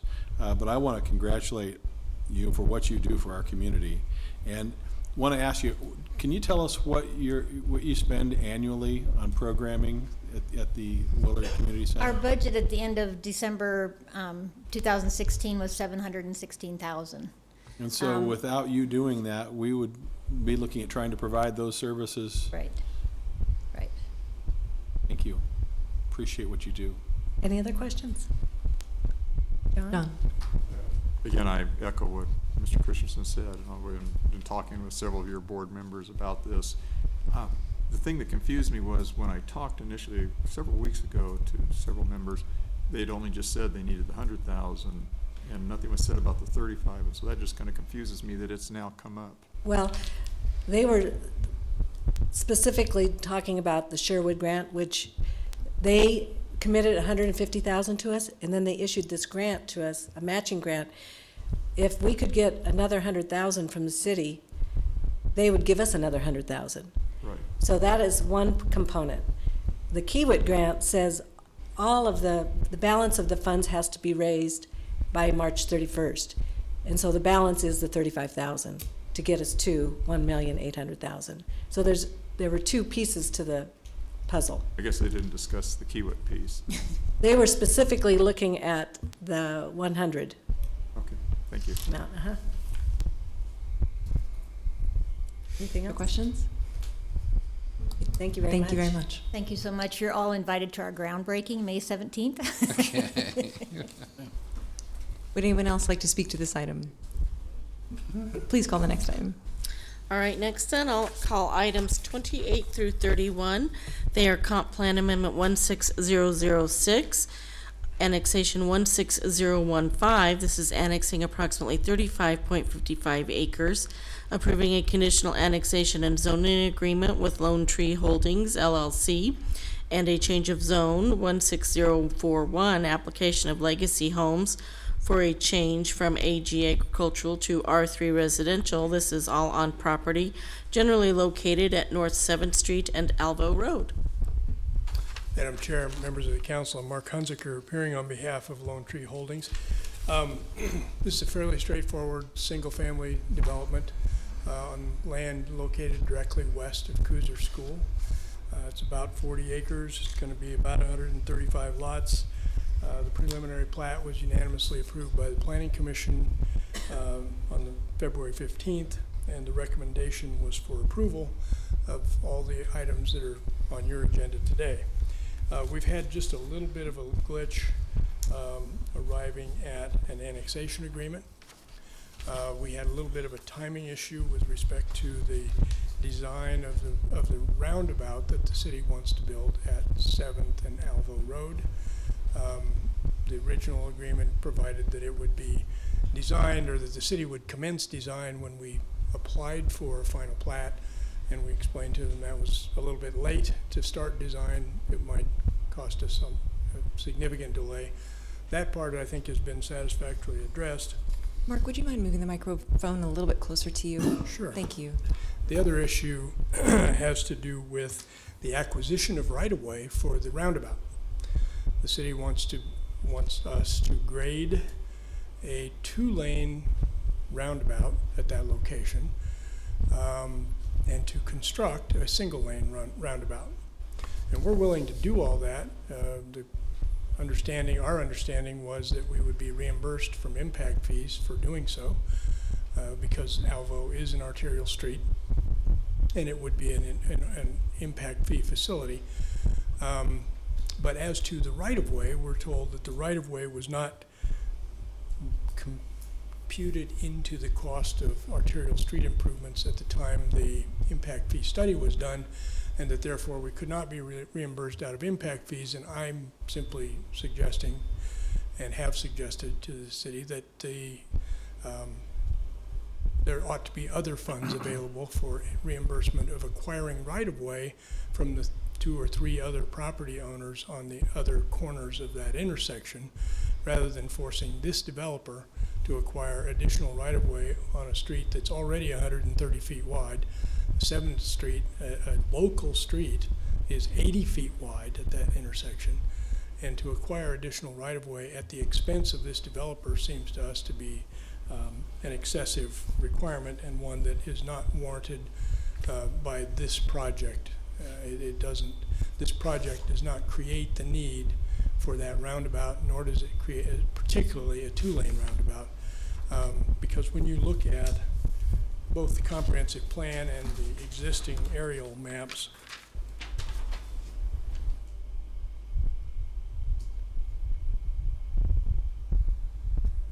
okay, here we are. This is Cooser School. This is Alvo Road. This is the subject property. All of this property, virtually all of this property, and certainly all of this property, is not going to be sewerable and is not part of the comprehensive plan to be included in the urban area anytime before 2040. And the only area to this, on this side of Alvo Road and all the way up to Arbor, that's even included in the city or in a project that's been approved, is part of North Creek, which was approved in, I don't know, 2001 or something like that. So there's really nothing that's going to generate any amount of traffic from the north side of Alvo Road to justify additional widening of Alvo Road. Mark, do you mind and putting certainly that back not on? this project. Yes. Mind leaving the map on for us? Thank you. Sorry, I didn't want to answer any questions. Okay. Question? Could you? I was hoping earlier when you were talking about the right-of-way and where the roundabout would go, could you actually show us visually too, Sure. so we understand more clearly?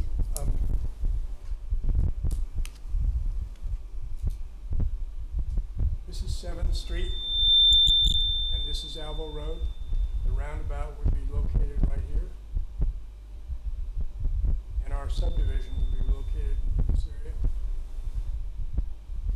area. And the right-of-way would be acquired on which side then, on the south side? It would have to be acquired from this owner, and this owner.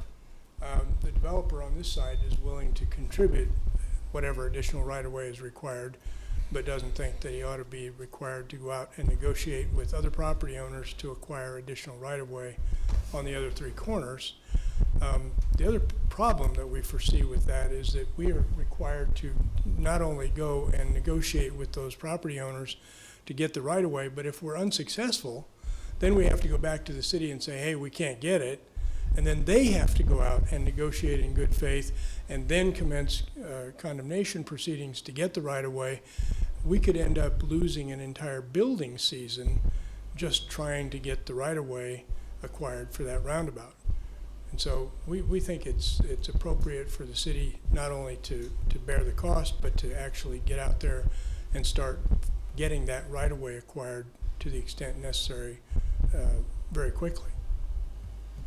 Right. You mentioned that the roundabout, you didn't necessarily feel that was justified based on the traffic that will be going through the area? Well, we're not arguing with them. We simply think that certainly to build a 2-lane roundabout would be excessive at this point, because Alvo Road is only a 2-lane road.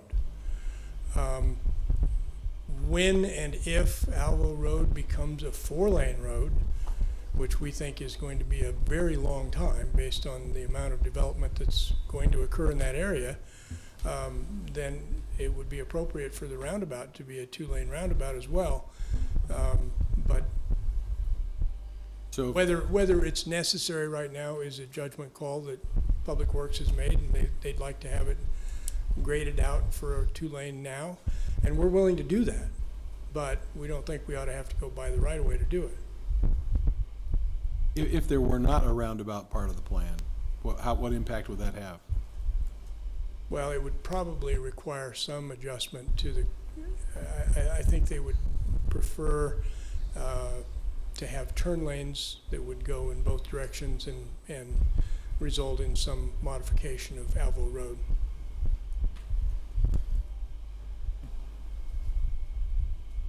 Other questions for Mark? So the bottom line is we don't have an agreement yet. We will probably, we're going to try to reach an agreement between now and next Monday. And it may be appropriate to leave the public hearing open so that you can know what that agreement is and ask any questions you might have about it at that time. Okay. Thank you. Thank you. Would anyone else like to speak to this item? All right, staff questions? David, could you come up, please?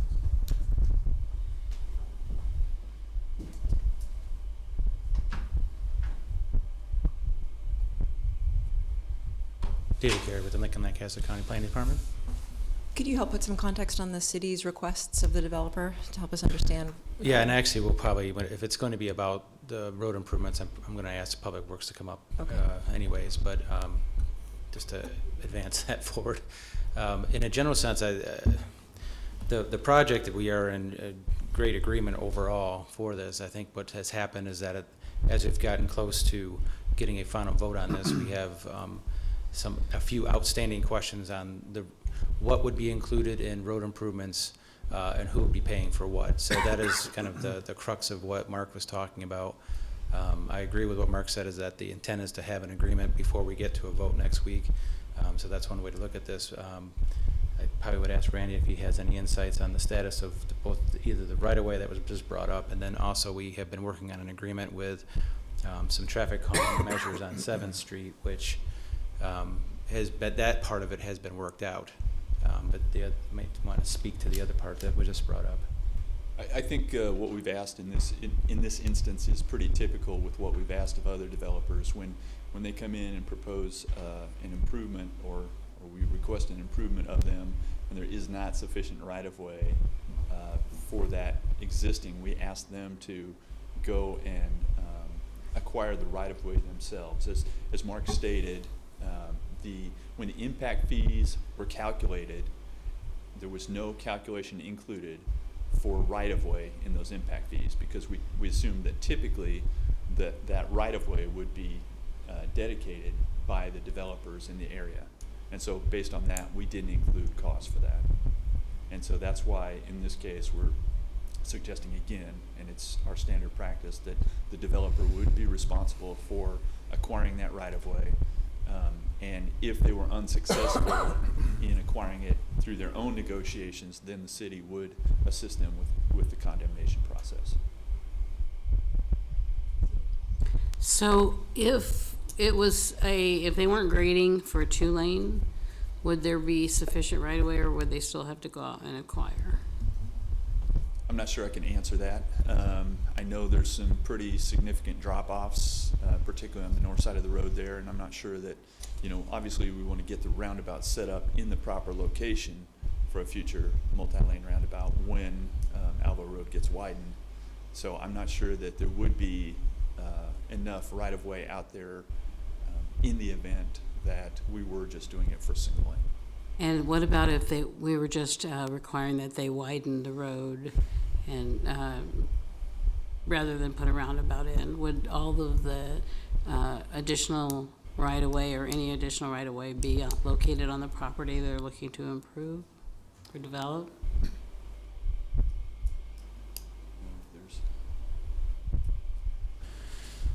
Typically, we would ask for the standard right-of-way from the developer. Mm-hmm. I don't know whether that's there or not, if that was purchased by the county as part of paving that section of Alvo. But if you were asking me if they just did standard turn lanes, right. I would assume if they were just doing standard turn lanes, there probably would would be sufficient right-of-way for that. Because, and again, I guess I'm just wondering, because it seems like to go out to 3 different parcels and acquire a right-of-way is quite a task for a developer, right?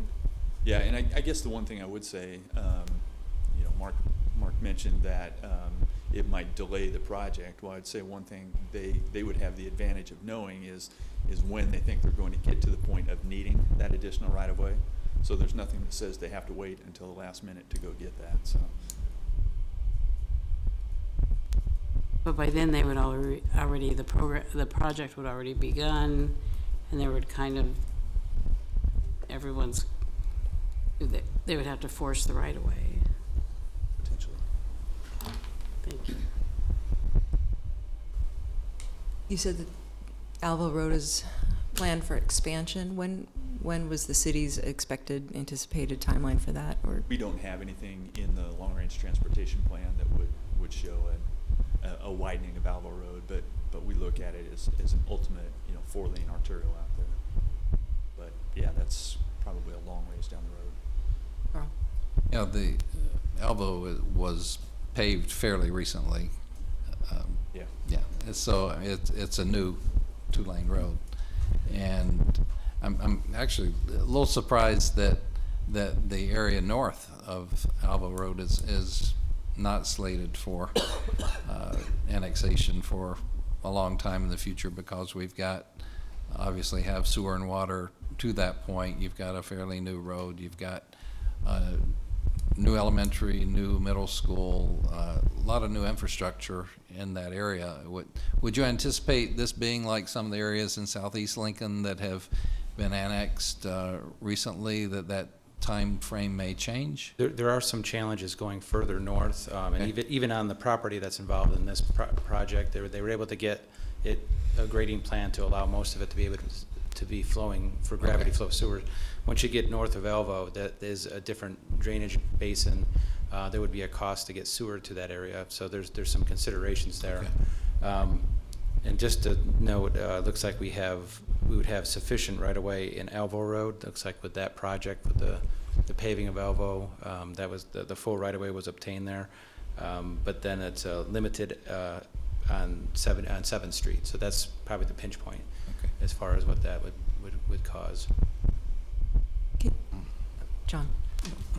Not sure who of you want to answer, but if you're looking at nothing in the future of expanding Alvo to 4-lane, but you're doing a single lane, you're proposing a single lane roundabout now, it seems like if you go to 4-lane, then that's going to change the whole dynamics of the roundabout at that time, if it ever occurs. And so I guess based on some of the things you described, I think as one of my colleagues was asking, I just wonder if turn lane and some stop signs isn't more appropriate at this time. And you're talking about peak times, pardon me, with the schools there at twice a day, and so I just posed the question. Well, two things I would point out when we talk about future widenings. This is almost a prototypical case of kind of the stretching of our dollars and not being able to do the level of improvement necessarily at the time that we want to. As Randy noted earlier, the Alvo Road is not slated for any widening out to the year 2040. And there are quite a few of these locations out there where we have existing paved rural roads. In this case, in pretty good condition because it's a fairly new road and it was well constructed, it looks like. But we are not in a position to go out and do major widenings in this case. We don't necessarily expect large sums of traffic out in this area either, compared to what a 4-lane road would expect. But also I would point out that we do have the roundabout design is identified as our preferred intersection design. That doesn't mean we're going to always do it, but it is our preferred intersection design, and that's where Public Works wants to go with many of these for a lot of different reasons, but one of the major ones is for safety purposes. So those are two things to take into consideration when we think about this situation out there. So it's not going to be 4-lane for many years. The land in the north isn't developable, is that right? You can't get sewer there? You can get sewer there, but it's not in our plans in the Not- near term, not not in the out to plans. 2040. And the roundabout is being proposed to be accommodating a 4-lane road as opposed to a 2-lane road.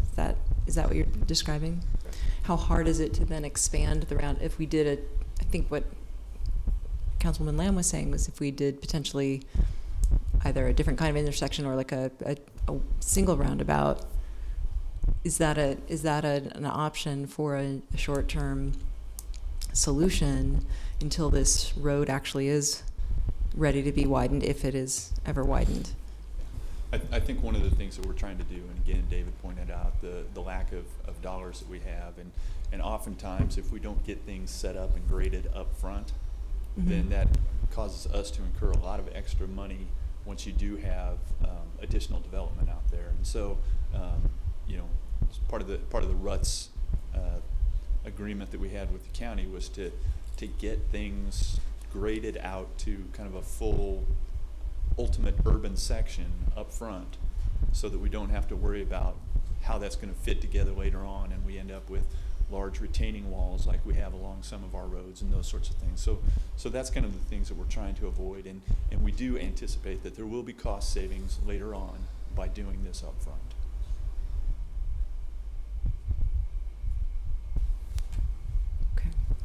Okay. John? Would this follow the RUTS standard? I know, let's see, west of First Street, it was constructed as part of the RUTS standard. If you go out there, you can see it's offset. Basically, we would be looking at this roundabout would be set up for ultimate roadway capacity. So in I guess a much shorter answer to your question, yes, it would be set up for that. Well, the 2 lanes now on Alvo they're offset. I'm not sure that I could. Not necessarily the whole way, but it's for a good chunk of that stretch it is, yes. Right, but we would set the roundabout location For based the on ultimate. Based on the ultimate, yes. David, you said something about the right-of-way on Alva Road versus the right-of-way on North 7th. What were you Just explaining? in dealing with kind of how we set that ultimate design in so that we have the right of way to do it in the future. It appears from the aerials that Elbow Road right of way is at the full right of way amount that would generally be needed. What do you mean by that? Sorry, I'm just not understanding. It's over 120 foot of right of way, it looks like. That is currently Actually in right of way. in place. Yes. Okay. The pinch points of the piers are going to be on the 7th Street part of it, which is down, I think it's around between 70 and 80 feet, but I can't tell exactly from the aerial right now. I'm going to suggest we not do this here, that we can do this in other meetings and get down to the nuts and bolts and figure out what our options are and what we can do differently if that's what we want to do.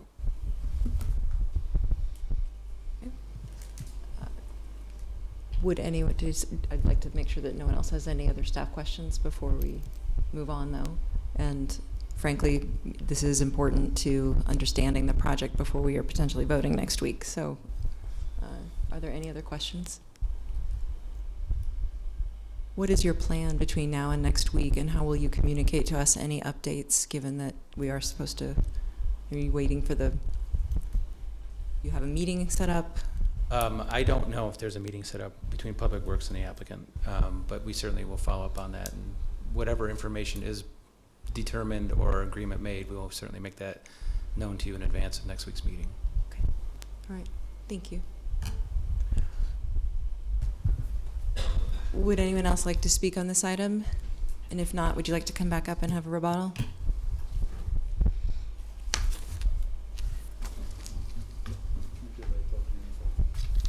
I don't think we want to carry this out too far. I just wanted to say that the Alvo Road is not built to a RUT standard. It's offset for a short ways from First Street east, but it goes back to the center line, and it's built to a county road standard. And when it needs to be widened, it's probably going to all have to be taken out up to the point where we do grading for this roundabout. I don't think there's going to be that much of a great savings because of the way that road was built in the first place. Cindy? Before you leave, thank you. I wanted to make sure that I understand the, right now what you're trying to work through is this, as it stands right now, you're, for the roundabout, for the grading for a 2-lane would require that the developer acquire a right-of-way on all 4 corners, is that right? Correct. The developer would dedicate right-of-way on his property. Right. And would have to acquire right-of-way from the other 3 property owners. At the developer's cost? At the developer's cost. We're not exactly even sure what that means. If Right. it just means paying for the dirt, well, that's one thing. But if we have to pay for the city attorney's office to go condemn it, that's something else. Okay, and then if the city, if the developer were unable to get agreement and the city would have to come in and condemn in order to get the right of way, and condemnation proceedings or whatever the amounts that would be paid would also then fall on the developer as it stands now? It's unclear as to what was meant by the cost of acquiring the right of way at this point. It doesn't specifically exclude the city's legal costs, but I'm hopeful that they'll at least agree to that. Okay. Thank you. So I do think. We think the simplest way is to just build the 1-lane roundabout and wait until the larger road is actually brought into the capital improvements plan and the grading can be done at the same time. There are significant grade issues on the north side. It drops off very quickly, which is why it can't be sewered. It flows the other way, and there probably won't be a sewer up that way until the last tiger beetle dies. Thank you. Okay. All right. Thank you. All right. Teresa, can you please call the next item? Yes, I'll call items 32 and 33. They are change of zone 08010A, application of JLI West, Inc., to amend the Woodside Village Planned Unit Development, formerly known as Hub Hall Heights Commercial Center, to add a maximum of 275 apartment units to the commercial center and reduce the overall commercial area, with a development plan which proposes to modify standards of the underlying zoning district on property generally located at Northwest 48th and West Holdridge. And item 33 is approving amendment number 1 to the Hub Hall Heights Conditional Annexation and Zoning Agreement with JLI West, Inc., to develop the property within the Hub Hall Heights Community Plan and Hub Hall Heights Commercial Center PUD with buildable lots adjacent to West Holdridge Street. Good afternoon. My name is Tim Gergen with Clark Anderson Partners. I'm here on behalf of the owner and developer. What we have here is a property is essentially a downzoning.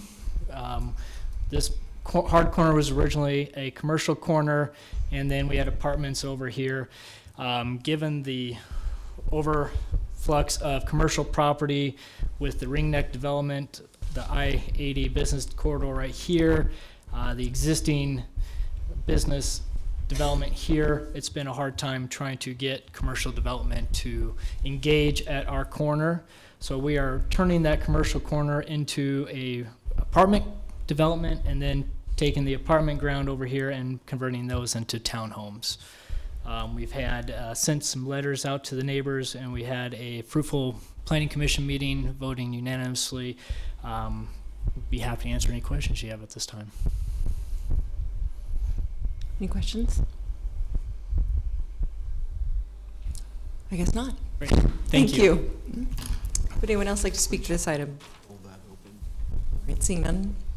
Teresa? That concludes our public hearing. We can move into the voting session.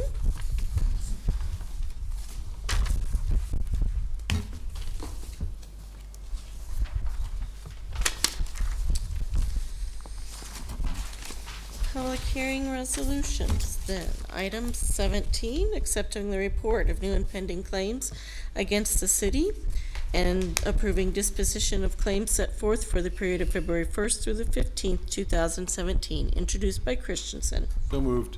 Second. Seconded by Carl. Discussion?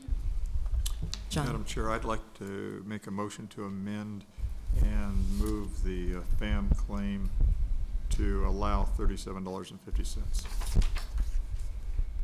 Do I have a second? Moved by John and seconded by Cindy. Discussion. Roy. Oh, wait, I'm sorry. Do you want to allow him a chance to Well, I was just explain? gonna say- And then we'll call you. This is very unusual, and we've had a fairly strict rule on denial and so forth. And kind of a he said, she said situation, unfortunately. The tape, as Mr. Kirkpatrick talked about, was substantive to a degree. I'm just thinking with community relations and so forth, this is kind of a small compromise to do that would gain us more in moral support or what have you. So it's an inexpensive ticket. Roy. I would like to say that, yes, it is a small amount, but it is a big deal. Because essentially we have what is become what I heard was an accusation against a Lincoln police officer of misconduct. And first of all, I'd like to say that the likelihood that a Lincoln police officer would conduct himself in that way is very low. And it's even lower if that officer is being recorded and knows he's being recorded. So, and even lower probability of misconduct there with the fact that the city attorney's office reviewed the recording and tells us that the officer may have been frustrated, but certainly was not shouting, was not angry, as Mr. Pham suggested. To do anything other than accept the city attorney's recommendation, to me, would be a slap in the face to Lincoln police officers, and I'm not going to do it. Any further discussion on this motion? Carl. Yeah, it just, as I mentioned to Mr. Pham, we do have this body in place, the Citizens Police Advisory Board, that this is what they do. You know, when there are allegations and issues that they have with the Lincoln Police Department, then they go there and have an independent, completely independent hearing and consideration of the issues. It's unfortunate, maybe that was a cultural communications thing that didn't happen here, but that would have been the appropriate place for this kind of thing to go.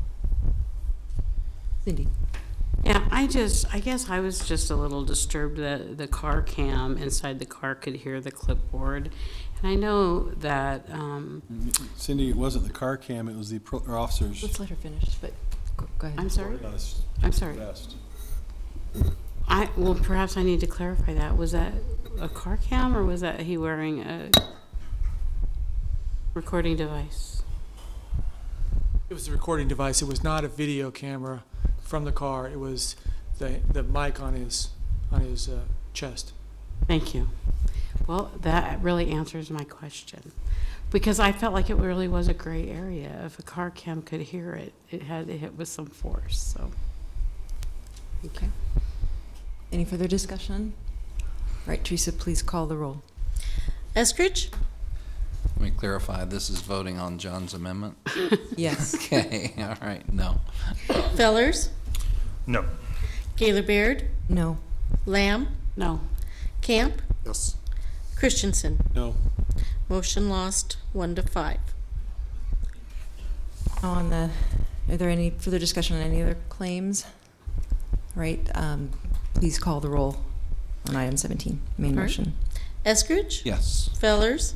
Yes. Gaylor Baird? Yes. Lamb? yes. Camp? Yes. Christensen? Yes. Motion carried 6-0. Next then is item 18, special permit 872I. This is Firethorn Golf Company at South 84th and Van Dorn, introduced by Christensen. So moved. Second. Seconded by Carl. Discussion? Cindy. Well, I just think we have a motion to amend on this one. Is this? No, on next one, item 19 we do. Oh, I'm sorry. Okay, no problem. As we No heard in- discussion? Okay. Just as we heard in the public hearing, that the size and location of this sign should help enhance its visibility and make it easier for people to find it. And it doesn't have any significant impact on the residential users in the area, so I'll support this. Please call the roll. Eskridge? Yes. Fellers? Yes. Gaylor Baird? Yes. Lamb? Yes. Camp? Yes. Christensen? Yes. Motion carried 6-0. Item 19 is authorizing the mayor to execute an agreement between the city and the State Department of Roads so that federal funds may be used for construction and construction engineering of the Old Cheney Road, 40th Street to Highway 2 pavement repair project, introduced by Christensen. So moved. Second. Seconded by Carl. And we Discussion? do have a motion to amend number 1 on this one. Would someone like to move motion to I'll amend? move motion to amend number 1. And the reason is to name the contractor to perform the construction work on Old Cheney from 40th to Highway 2 as selected by NDOR, and the city after review of the bids opened March 2nd, 2017. At the time of the resolution, the bids had not been opened. Second. Okay, moved by Trent and seconded by Roy. Discussion? Please call the roll. Eskridge? Yes. Fellers? Yep. Gaylor Baird? Yes. Lamb? Yes. Camp? Yes. Christensen? Yes. Motion carried 6-0. Item 20? Do we need to vote on Oh, the main sorry, motion main then? motion, yes. On 19? Okay. Any discussion on the main motion? All right, please call the roll. Eskridge? Yes. Fellers? Gaylor Baird? Yes. Lamb? Yes. Camp? Yes. Christensen? Yes. Motion carried 6-0. For the record, a yep vote is a yes vote. Item 20, approving a construction engineering services task order agreement with Alfred Banish and Company for the Old Cheney Road, 40th Street to Highway 2 pavement repair project, introduced by Christensen. So moved. Second. Seconded by Carl. Discussion? All right, please call the roll. Eskridge? Yes. Fellers? Yes. Gaylor Baird? Yes. Lamb? Yes. Camp? Yes. Christensen. Yes. Motion carried 6-0. Item 21, miscellaneous 16006, declaring the North Cotner Boulevard and P Street redevelopment area as blighted and substandard, introduced by Christensen. So moved. Second. Seconded by Carl. Discussion? Cindy? Thank you. So I really appreciated the developer moved ahead with this, and they were going to go ahead without any help from the city, and they ran into unanticipated problems that certainly increased the cost. This is a great project for Northeast Lincoln, and I'm going to support it. All right. Any further discussion? All right, please call the roll. Eskridge? Yes. Fellers? Yes. Gaylor Baird? Yes. Lamb? Yes. Camp? Yes. Christensen. Yes. Motion carried 6-0. Item 22 is an amendment to the 18th and P redevelopment project in the Antelope Valley redevelopment plan to amend the project area by removing the south half of the block and vacated east-west alley on the block generally bounded by O Street, P Street, 18th Street, and Antelope Valley Parkway, introduced by Christensen. So moved. Second. Seconded by Carl. Discussion? Please call the roll. Eskridge? Yes. Fellers? Yes. Gaylor Baird? Yes. Lamb? Yes. Camp? Yes. Christensen. Yes. Motion carried 6-0. Item 23 is approving an amendment to the Aspen Heights redevelopment project redevelopment agreement between Breckenridge Group Lincoln LLC and the city to amend the redevelopment area by removing the south half of the block and vacated east-west alley on the block generally bounded by O Street, P Street, 18th Street, and Antelope Valley Parkway, introduced by Christensen. So moved. Second. Seconded by Carl. Discussion? Please call the roll. Eskridge? Yes. Fellers? Yes. Gaylor Baird? Yes. Lamb? Yes. Camp? Yes. Christensen. Yes. Motion carried 6-0. Public hearing ordinances second reading and related resolutions are items 24 through 33. I have a motion to hold open public comment on items 28 through 31. Second. Discussion? We just need to do this so we can clarify what's going on, what's passed in the last week before we vote. So the motion is to leave items 28 through 31, to keep the public hearing open till March 13th for final action and continued public hearing and action. Yes. Okay? Please call the roll. All right, that was Christensen and Lamb? Yes. Okay. Eskridge? Yes. Fellers? Yes. Gaylor Baird? Yes. Lamb? Yes. Camp? Yes. Christensen. Yes. Motion carried 6-0. All right, ordinances third reading. Item 34 is approving the transfer of funds from approved appropriations into the Parks and Rec Department HVAC Project Fund for renovation of the system at Belmont Rec Center, introduced by Fellers. So moved. Second. Seconded by Roy. Discussion? And we do have a motion to amend number 1 on this as well. I will bring the motion to amend and move to adopt a substitute ordinance that is in front of everyone, basically adopting the, thank you, the funding for the boiler option at $835,049 and appropriating the funds from the Parks and Rec and the Keno Business Unit. Second. The substitute ordinance has been moved by Cindy and seconded by Roy. Discussion? Carl? Yes, I'm really happy that this project's being done for the Belmont Rec Center. This is a community in our city that has significant needs and issues, and it's really important that we have a strong rec center there to serve that community over a long period of time. But I have to point out to my colleagues on council that citizens in North Lincoln kind of have a chip on their shoulders. There's the feeling that there are double standards in this community, and we have the city has done 3 rec centers south of O Street that have a different kind of engineering system than what we're proposing on doing here. And that's troubling. It's troubling to me that we would make a decision differently for a North Lincoln facility than we do for a South Lincoln, for 3 South Lincoln facilities. Now, I fully understand that we're talking about significant savings of dollars, and that's really important. It appears that there's significant savings of dollars today, but in the long term, are there? Because we're looking at savings in terms of efficiencies that over a period of 15 to 20 years apparently would pay for themselves. We also have never seen this really itemized, but by doing the system with the utilizing the geothermal technology, then that would hook in with the LPS system. They regularly review that. They are looking at it every day to see what is being, how it's functioning.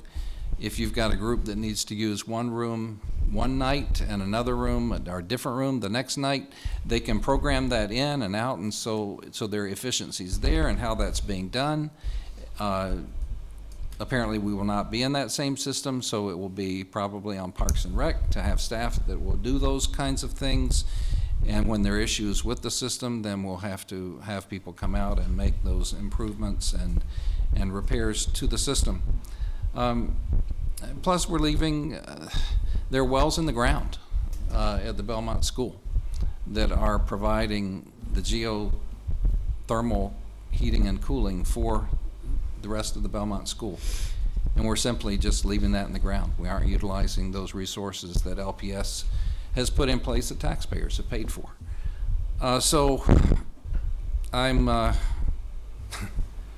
certainly strongly in favor of this project of improving the Belmont Rec Center, but I'm very concerned about the way that we're doing this and don't agree with the funding for it. Cindy. Thank you. So this moved up about 5 years in a project that we were looking at doing, and I guess it's important that we live within our means and that we appropriate the funds that the citizens expect us to appropriate when we actually give them a budget. And I guess when I look at this, I look at, okay, so I had a pretty newer car that I had on a lease, knowing that I needed to end the lease at a specific time. When I found out that that time wasn't as long as I thought, I realized, hey, I will not have saved enough to pay off this vehicle and this lease. So then the decision is, do you continue to operate on some kind of a debt, or do you go ahead and buy something less expensive that you can pay for? And that's the option that we should go to. That's when I'm dealing with my money, and certainly when I'm dealing with the money from the taxpayers of Lincoln, I think it's really important that we do what we can afford to do. There were some concerns about the costs, and I know that when this project was first brought to our understanding, or to my attention, there was actually a huge price differential in both options, much lower than what we ended up with, and we don't even have bids yet. So I believe that we probably will we will likely see some kind of a reduction in the bids for the project as we are having it done, and we certainly may see the Keno funds that are an increase in Keno funds above what we anticipated as we have in the past few years. And I think this is a reasonable and responsible solution to that. So, John. I know we could testify on the main motion, but just a couple of things. Our colleague, Jane Raybold, is not able to be here today, and you'll recall, though, that she and I had evaluated this a lot. We both have experience with boilers and heating and air conditioning and this type of remodeling, and it just didn't pass the smell test with us. But at the same time, we both have always favored improvement of the Belmont Center, and I think everyone in this dais is of that same inclination. Councilmember Eskridge was asking about possible prejudice, or at least favoring certain parts of the city. I don't think that's it at all. In fact, what we're doing is providing, what we want to look at is there a functionable facility that serves that? And that's what this is going to do. If we were favoring an area, we might not do it at all. But and I think we have to, on capital projects like this, we have to evaluate the merits of the individual case, because sometimes there's a more economical and a more practical way to go from point A to point B, and that's all this is. And so I appreciate that.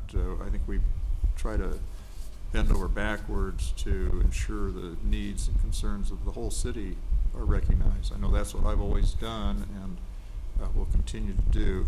But at the same time, it's not bad to have a dialogue just to question that. But the main thing is the Belmont Center will have the function, to be able to function, and upgrade, as you noted, Ms. Lamb, 5 years earlier than we had planned. So I'd ask that you support this amount. Further discussion? Well, I would just add that it is so nice to have an opportunity to collaborate with LPS. I think that we save tax dollars in the long run when we work with our other municipal agencies and try to get things done at the same time. That helps us manage our precious resources. So I appreciate the coordination and the collaboration that's existed up to now, and that will continue to happen in the future. I guess I would just echo a bit of what Carl said, that we're taking a very, if we go this route, we're taking a very short-term view versus the long-term view. And I think that's where we've had so much good discussion about this, that, are we evaluating a year's worth of cost, or are we evaluating a life cycle cost on a project that is being built to last a very long time? I think in the private sector, you're not necessarily building something for 50 years or assuming that you'll be in business for 50 years. And in the city and with LPS, they have to make that assumption. And they don't get a second chance at this, and we're not going to get a second chance at hooking into their geothermal if we go this route today. They've invested in something that we wouldn't have to pay for, that has significant benefits to the environment and significant life cycle savings that would allow us to potentially do many other rec and park projects that require intensive capital and maintenance costs into the future because of the life cycle savings. I'm always wary when yes, you can look at this both ways, but the long term is an important viewpoint to have. Just by way of comparison, I got a little bit of information on roof costs. We recently had a bid that went out at the city for a 25-year warranty and a 30-year warranty on a roof. And that was to try and just get a sense of a comparison for this project, recognizing that it's not a rec center, but it's an adequate comparison. And the price per square foot that our purchasing department got for the 25-year roof was a little over $17 per square foot, and for the 30-year warranty was on the roof, it was $18 per square foot. The LPS plan that we're working with here, their roof cost is $12 per square foot. So, I mean, the numbers have been called into question, but I guess I do trust that LPS and Rec and Park know what they're doing here. They've done this before, and they're showing us significant savings over the long term, and I sure would like to be able to take those into account. And at the same time, be making a commitment to being good stewards of our natural resources by adopting the ground source heat pump system, which LPS has a 24-year history of success doing geothermal. And yes, I do hope that new technologies will help with new technologies and innovation will help us continue to find future efficiencies. But as it stands, geothermal is tough to beat, and I think it would be wise to consider this investment. Madam Chair. Yes. If I may, I'm sorry. I recognize that you've done some research outside, and that's really good, but this council is made up of members with a lot of diverse backgrounds, and I think we have to take into consideration the expertise of our members. And Councilwoman Raybold is a facilities manager, and she's called the cost into question. And certainly Councilman Camp has a number of properties, and he's even recently done these kind of renovations. And I'm a little surprised. I'm wondering why LPS gets such a better deal on rooftops than we did in the numbers that you're looking at. And if maybe maybe the city isn't getting good prices, but most importantly, I think that we have to look to the expertise of those members of our board. Also, not necessarily rely on LPS to give us good numbers for our city. They certainly have a lot more money to work with, and they moved the project up 5 years, which caused us to have to look at it at this point in time. So I appreciate that you did some outside research, but I think we have to, this is based on what we have now on a program that was moved up forward, and on being responsible and reasonable with the money of the taxpayers of Lincoln. And let me be clear, I very much value the perspective that Jane and John bring with their experience. And I think what was difficult about this is that we were trying to evaluate and compare some of the private sector protocols with what we're hearing are very different ones in the public sector. So I think that we were, I think not necessarily comparing apples to apples. And so it isn't meant as no disrespect to the expertise that they bring. I very much appreciate what the diverse backgrounds of this council bring to our discussions, and we've had very lengthy and good discussions about this item. And I'm glad that we will be making improvements at Belmont. I'm just sorry to see that we're missing this kind of once-in-a-generation opportunity to hook into the geothermal that not only helps the environment, but has some significant long-term savings for the city. Please call the roll on the motion to amend. Eskridge? No. Fellers? Yes. Gaylor Baird? No. Lamb? Yes. Camp? Yes. Christensen? Yes. Motion carried 4-2. I think she already got And because that was a substitute, we don't have another vote on this item, correct, Teresa? We still have the Vote main on the motion. full? Mhm. Okay. Any further discussion? already has it. I have it. Sorry. Carl? Yes, thank you. Again, I'm not going to rehash my arguments. I'm a good loser, okay? And the main thing for me is seeing that this project is done. It's something vitally needed, and in the Belmont neighborhood that really needs resources. So I will be supporting the substitute. Any further discussion? All right, please call the roll. Eskridge? Yes. Fellers? Yes. Gaylor Baird? Yes. Lamb? Yes. Camp? Yes. Christensen? Yes. Motion carried 6-0. Next is item 35, amending chapter 24.42 of the Lincoln Municipal Code relating to regulation of property transfers with on-site systems by amending section 24.42.070 to remove review fee provisions, introduced by Raybold. So moved. Second. Moved by Roy in place of Jane, seconded by Carl. Discussion. All right, please call the roll. Eskridge? Yes. Fellers? Yes. Gaylor Baird? Yes. Lamb? Yes. Camp? Yes. Christensen? Yes. Motion carried 6-0. Item 36, amending Chapter 8.20 of the Lincoln Municipal Code relating to the Lincoln Food Code by amending Section 8.20.050 to adopt the State Food Code, introduced by Raybold. So moved. Second. Moved by Roy, seconded by Carl. Discussion.